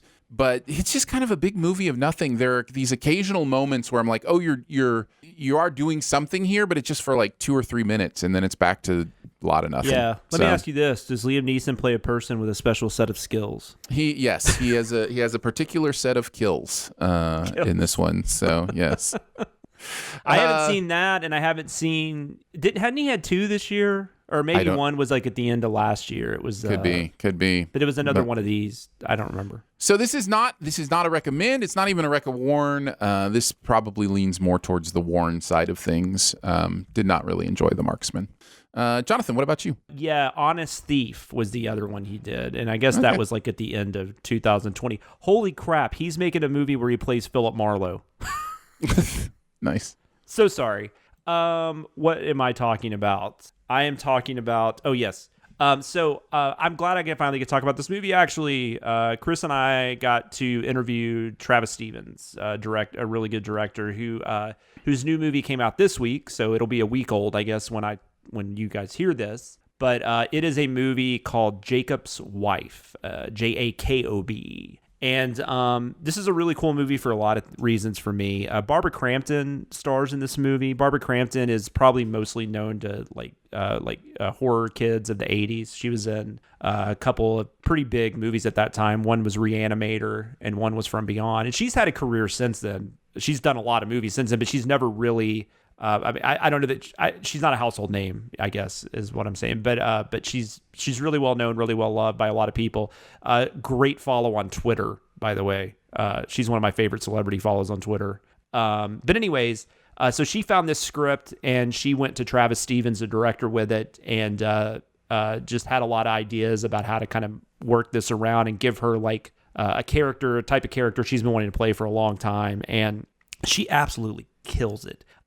This is like she actually described this in an interview as a coming of age movie for a older woman, which you do see those. I think mostly they're more like romantic comedies and stuff like that. Like you've got like the woman that just got divorced and she finds herself. And I mean, think about like Diane Keaton movies from like 15 years ago, or Stella got her groove back. Yeah, exactly. Yeah. But this is more of a drama / horror movie, because what happens is she is married to a preacher played by Larry Fessenden, who's also kind of he's an indie director and actor. He's probably more known in horror fans' minds too. But they're just kind of at a crossroads where they're just kind of going through the motions. And she actually has an opportunity to connect with an old high school flame, and is in the midst of kind of contemplating whether or not she wants to maybe have an affair. And they are attacked by a vampire. And because that's how things happen. Of course. It is. Yeah. And then so it turns into a vampire allegory, and but it's a really good one. It works on a lot of different levels. It definitely works as like a drama, a domestic drama with these two people. And one thing I love about it is with the Larry Fessenden character, I think in a lot of movies, he would just be like an asshole. Like he would be cheating on her, or he would be stealing from her, or something like that. But really his biggest, and not that this is not a negative, but his biggest issue is that he just kind of neglects her. He just kind of takes her for granted. Like that's kind of what the issue with his character.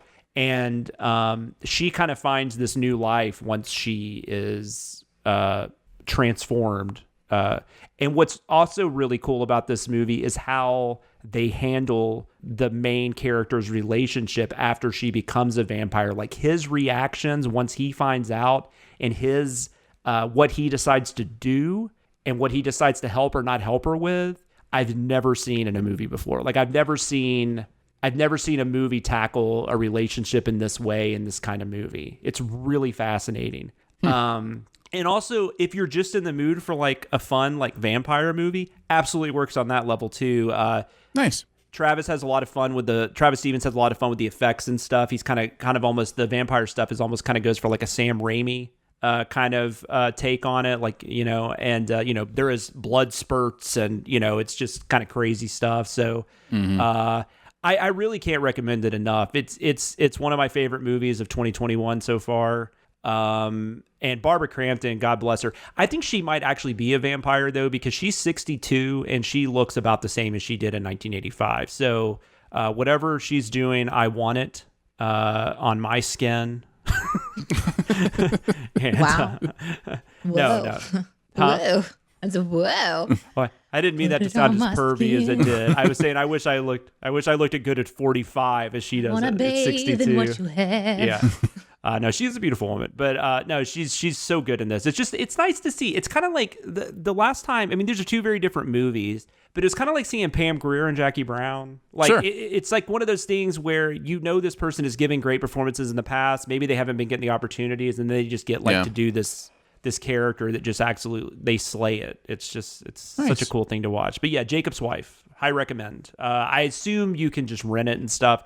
I think it's going to be like on Shudder or something eventually, but right now I believe it's just it's a rental. It's in select theaters too, I believe. But yeah, there you go. Okay, Jacob's Wife. Danae, what do you got? I'm going to recommend a website that I have been using regularly for some free Photoshoppy stuff.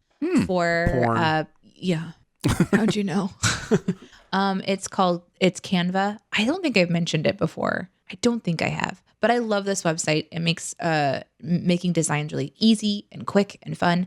There's been a couple times I've needed some just like banner-like stuff really quickly, and it's incredibly easy to use. And a lot of it is free, and it's not something that you have to really think too much about. You just click the big create a design button, and it is very, very simple to do. So I use this website all the frigging time. In fact, I just wanted to, we're starting a new element of my Dungeons and Dragons game where there is more detail to kind of fill out from some scenes that we just don't have time to role play. It'd be like too much to kind of role play out in the moment. So we are going to move some of it to text-based RP. So I created some icons that we can use in our chat group to clearly visually identify our text-based RP chats versus just our hanging out chats. Nice. And I did all of that on Canva really simply. And I got to add in like one of my characters, his family crest is a rook from chess. I just searched for the word rook. I plopped it over onto an existing logo, changed the color, downloaded it in like 15 seconds. And it made me look like I am really skilled. I am not incredibly skilled. I'm just typing in stuff over existing stuff and then hitting a download button. Again, it's called Canva, Canva, and it's free to use. Okay, bye. Maybe Aaron can do some research and find out how many characters you're allowed to use when you're right. When you're naming a file. I've used Canva before. I think I've heard of it. Introduced me to it. It's very templatey, right? Like there's a lot of great templates, makes it just really easy to do stuff. Yeah. It's something where like a brochure, a logo, a banner, things like that. But then I also I experimented with one of the other things that you can do, like a video.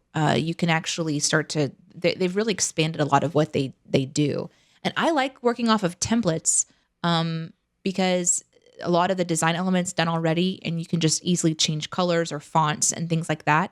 And if you're used to working with Photoshop, there's different layers. There's layers that are at the very top, and then there's layers in the back. And they even have that kind of simply laid out.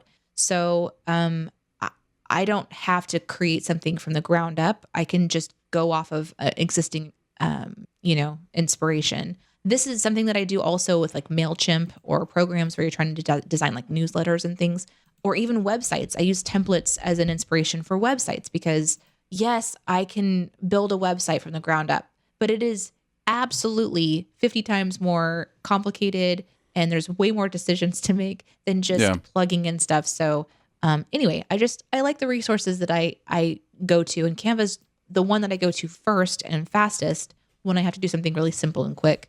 One of the things I really like about it too, they have this thing called like a presentation. And I have used that presentation feature or like an infographic maybe, essentially where you're showing like to a potential client, you're kind of showing them the idea of your project.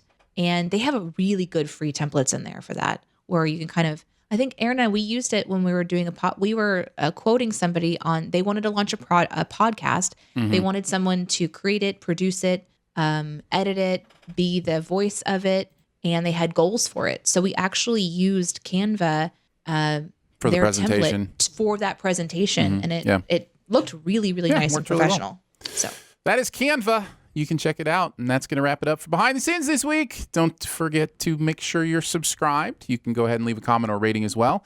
If you've got something you want to send us, you can mail it to us too. P.O. Box 881, Republic, Missouri 65738. You can hang out with us on Twitter. I'm at Aaron Dicer. She is at Danae Says. DENEESAYS. And he is at Sam Loomis 13.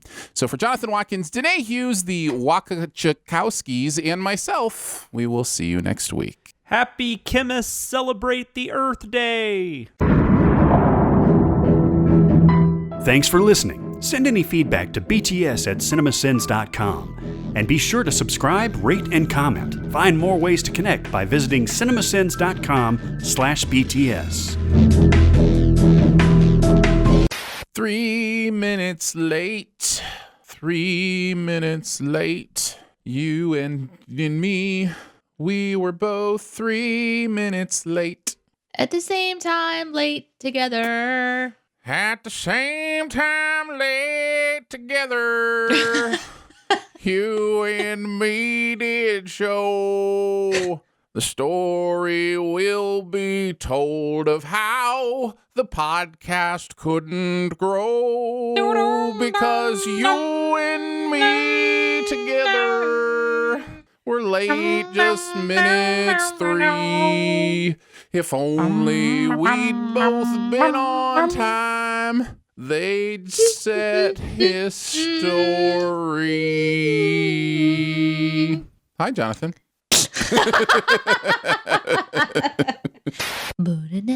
Beep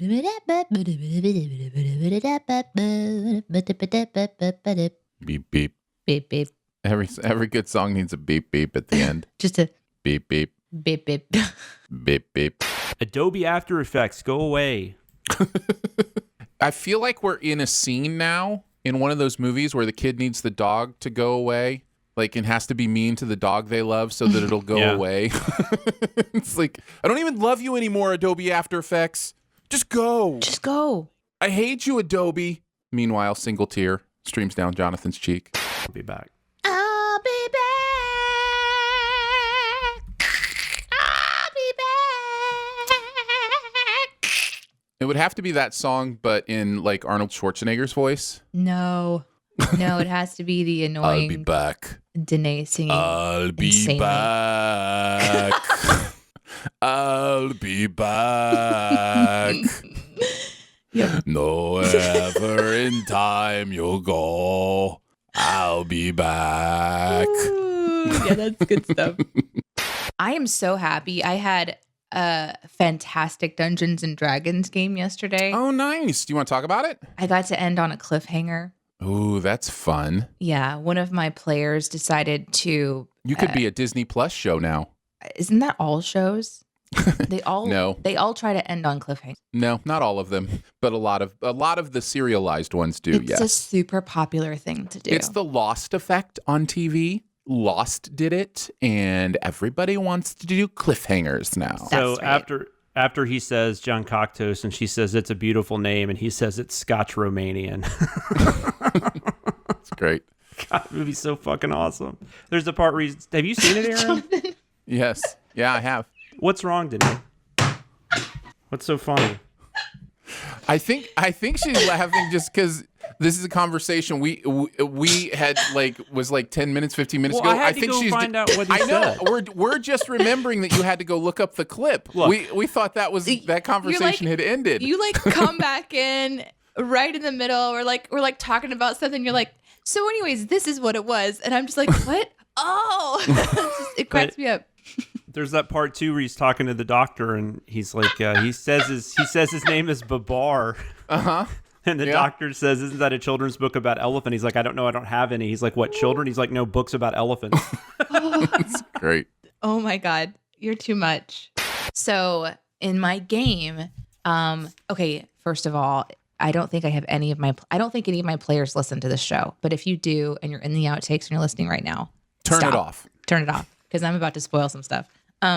So they're in this scenario right now where there are these really powerful gemstones that have been stolen throughout history, and they're just figuring out that this land has been robbed of these gemstones that are supposed to help power it. And they know where a couple of them are. So they go and they get one of the gemstones, they bring it back where it's supposed to go. And there's this way to activate them and kind of put them back where they belong and sort of plug them back into the matrix, essentially, right? Yeah. But what they're supposed to do is give the gemstone back to the people in charge so that they can go do what they're supposed to do with it. But instead, they decided to activate it themselves. And there are ramifications for that. So at the end of this session, one of my players activates this gemstone. Now, it turns from a gemstone that's about the size of a football. It starts to turn into something that's several miles long, because it grows back into the environment and turns into this massive structure. Mm-hmm. It also requires either the person in charge to activate it or a sacrifice from the person that activates it, meaning they die. So at the very end of my game, I describe essentially one of my characters dying. And then I was like, and that's where we're going to have to end tonight. And they're like, wait, what? So they're all freaking out right now. So you mentioned poker, Jonathan, and I'd like to... That's what she said. I'd like to throw out an AITA for you guys, an AITA, if you will. I have been playing in Danae's husband's poker game for a while now, and have gone to the virtual game that we're doing during the pandemic. And there is a part of the virtual game where you can be on screen with everybody who's playing. Right? So you're not playing. Are you playing online, or are you actually playing with cards? Oh, okay. I was like, how else would you do that? That's right. We each have our own deck of cards. It's weird. I have pocket aces every time. It's insane. And so does everybody else. It's amazing. All 8 of us have pocket aces. So here's the question. There's this hangout where we can all hang out. And for the first 2 or 3 times, maybe even more than that, it's been going on a while. Obviously, the pandemic's been going on a while, and it's a monthly game. Now it's every 2 weeks, actually. But I joined in on the hangout, and it was fun. And it's part of what I like about going to poker is the people and hanging out with them or whatever. But I was not playing well, and there were some people who weren't on the hangout who like aren't there to get a read on, like all that kind of stuff that you like when you play live poker, you kind of depend on some of that stuff. And part of my brain was like, I don't think that's fair. And so I stopped doing the hangout part where like I'm on screen. And so now nobody can get a read on me if I've got tells, visual tells, anything like that. And I've won like the last 2 and came in second the one before that. And I'm just like, am I the jerk here? Like, should I take the relationship more serious than the poker? That's kind of what I'm asking. Like, you know what I mean? Like, should I be on screen because that's fun and these are people I want to hang out with? Or depends on what you're trying to do. I guess that's the question. I mean, I like to win, but if I'm just hanging out with friends and playing poker, I mean, I'm going to play to the best of my abilities, but I'm not as concerned. It's not like I'm in a casino and, like in a it's hard for me to turn that off. That's fine, and that's probably why you win, and that's probably why I don't. So, but is winning the most important thing, right? Like that's the question. But it is nice. I mean, if you're paying money for it, it is nice to get some money back. You don't want to just lose like $60 every month or whatever. Danae, if you were at all paying attention to that, I'd be curious of your opinion. And I know it's your husband's game, so I don't know if there's like any insight there. Like if he's talking about like the dirt on your husband. Who's on screen and who isn't and that kind of thing. Like if he thinks about that stuff. But I'd be curious as to your thoughts. I need to know something wrong with him because he says nice things on Twitter all the time, and he needs to like smell like soup or something. You've come to the right place. I have all sorts of things that I think are wrong about my husband, but it's because I'm around him all the time. The first thing he does is he doesn't put the lids back on his contact case every day. And so if I accidentally hit his contact solution case, the contact solution comes out and spills out, and it's just like this really slimy substance. And I don't like touching it. Yeah, it's gross. I just don't understand why he can't put the lids back on. Is that what you wanted me to talk about? Well, that's what Jonathan wanted you to talk about. I was listening a little bit. I think the essential boil it down version is that you're wondering if you're cheating.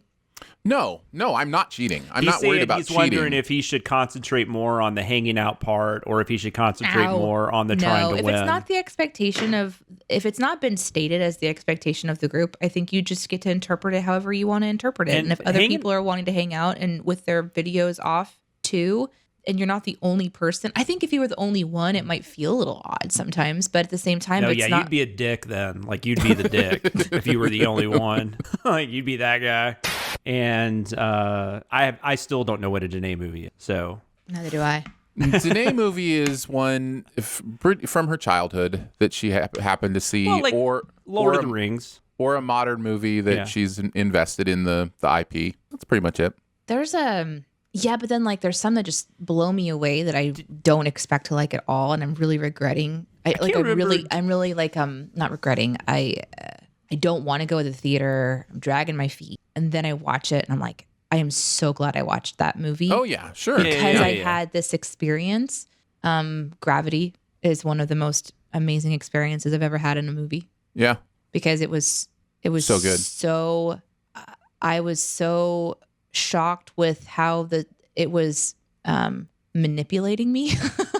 And that movie manipulated me, and I didn't know it was manipulating me until I thought I was having a panic attack, and then I'm like, that's why they made it. They were like, this woman, Danae Hughes. Also, she might be Denny Hughes. We're not sure. Denny Hughes. There are some people that are really bothered when the person doesn't know how to say my name. So they'll be like, it's Danae. Don't you know? Don't you know Danae? But one of my favorite Twitch guys is C. Not Bush. I've talked about him before. He's the one that does the clay art. Yeah. the clay sculpting. I've watched him a little bit. It's incredible. He calls me Denises. And it really bothers Slenderman and Mokomade. Like, really And I was hanging out in the Mokomade chat, and I was in there, and they're like, Danae, you have to tell this guy how to say your name. And I'm like, I am not going to tell a Twitch partner to say my name correctly. Like, you put some respect on my name, C-Not Bush. That sounds like you're like a Greek goddess or something. It's kind of cool. Denises. Yeah, I like it. Like Greek Dionysus goddess of D&D. Yeah, Denises. I like it. Denises. Yeah. Yep, I'm okay with that. That's exactly it. I took karate when I was a kid, and I was at a belt test, and he called me Jonathan Whopper. And I'm sitting there thinking, even as a kid, like, how did you look at my name and how it's spelled and come out with Whopper? Like, I don't know. It's crazy. And it was spelled correctly on there, too, because I got to see it later because I was really curious. And I remember my mom, too, was just like, what the hell? Like, but we just went with it, and I got my belt, so. Nice. That's all that matters. Yeah. I mean, I'll be Jonathan Whopper if you give me that fucking green belt. It says Jonathan Whopper on the belt, but, whatever. Oh, man. Were there names? I don't know. That'd be great if there were names on the belt. That'd be awesome. The misnaming thing reminds me of one of my favorite movies, Fletch. Have you ever seen? Oh, my gosh. John Cocktoast. And I know we got to get started, but Danae brought up Jets Mets, and I did want to point out, I've noticed this over the last couple of weeks on Twitter. He thinks Aaron hates him, I think. He's I think really it's a joke. pushing into it. I think he's pushing into it, trying to. I hope it's a joke. No, it is. I'm sure it is, but it's just funny. Well, if it's not a joke, Jets Mets, I'll include this outtake just for you.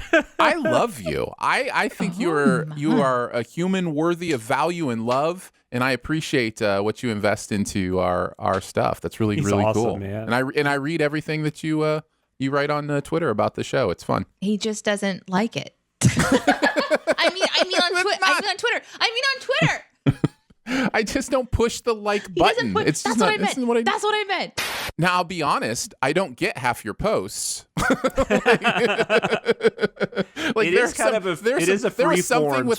There was something tweeted to Danae with a lighter and a tongue, and it was some sort of weird GIF, and I had no clue what that was in relation to. I'm just like, what? I didn't know. I couldn't remember what that was either. I'm sure he'll tell us though next week. I don't understand all of them either, but I like the ones that I understand. Right. I also, by the way, and speaking of another listener of the show, I got taken off the dick pic thing. And it's like just Danae now. Yeah, I haven't seen any of those in a while. Are you still sending those to you? He took us off, man. He just tags Danae now. I feel like it's probably because they're like, well, I don't know if Jonathan and Aaron like this, but we know Danae does. Like I was on Discord during the show last week, and I noticed after the show, I went to Discord. Well, there's like 300 messages in the behind the scenes chat. I'm like, oh, Danae's been here during the show. It was so funny because they're like intentionally when that happens, it's like, okay, throw adorable pictures of animals in the chat, and I'm like, I can't not look. So they know me well. Do we still have the same moderator? Although I don't know we might have had several since I'm asking this question. We have the same main moderator. We have a team of moderators now that are doing great job with our Discord. Yep. Really love our mod team. We call them the Mod Squad. All right, I'm gonna get on there some more. But also shout out to our Reddit moderators too. So we've got some same moderator, right? There's a couple crossovers, I think. Yeah. And there's one that's not on Discord at all who's been moderating Reddit for like several years. But yeah, shout out to our mods. Shout out to the Mod Squad. Thank you guys so much. Moderators. I salute you, and so does John Cocktoaston. Rock that mod bod. It's we rock the pod Roman. bod. You rock the mod bod. So there's this part in Fletch. All right, let's get started.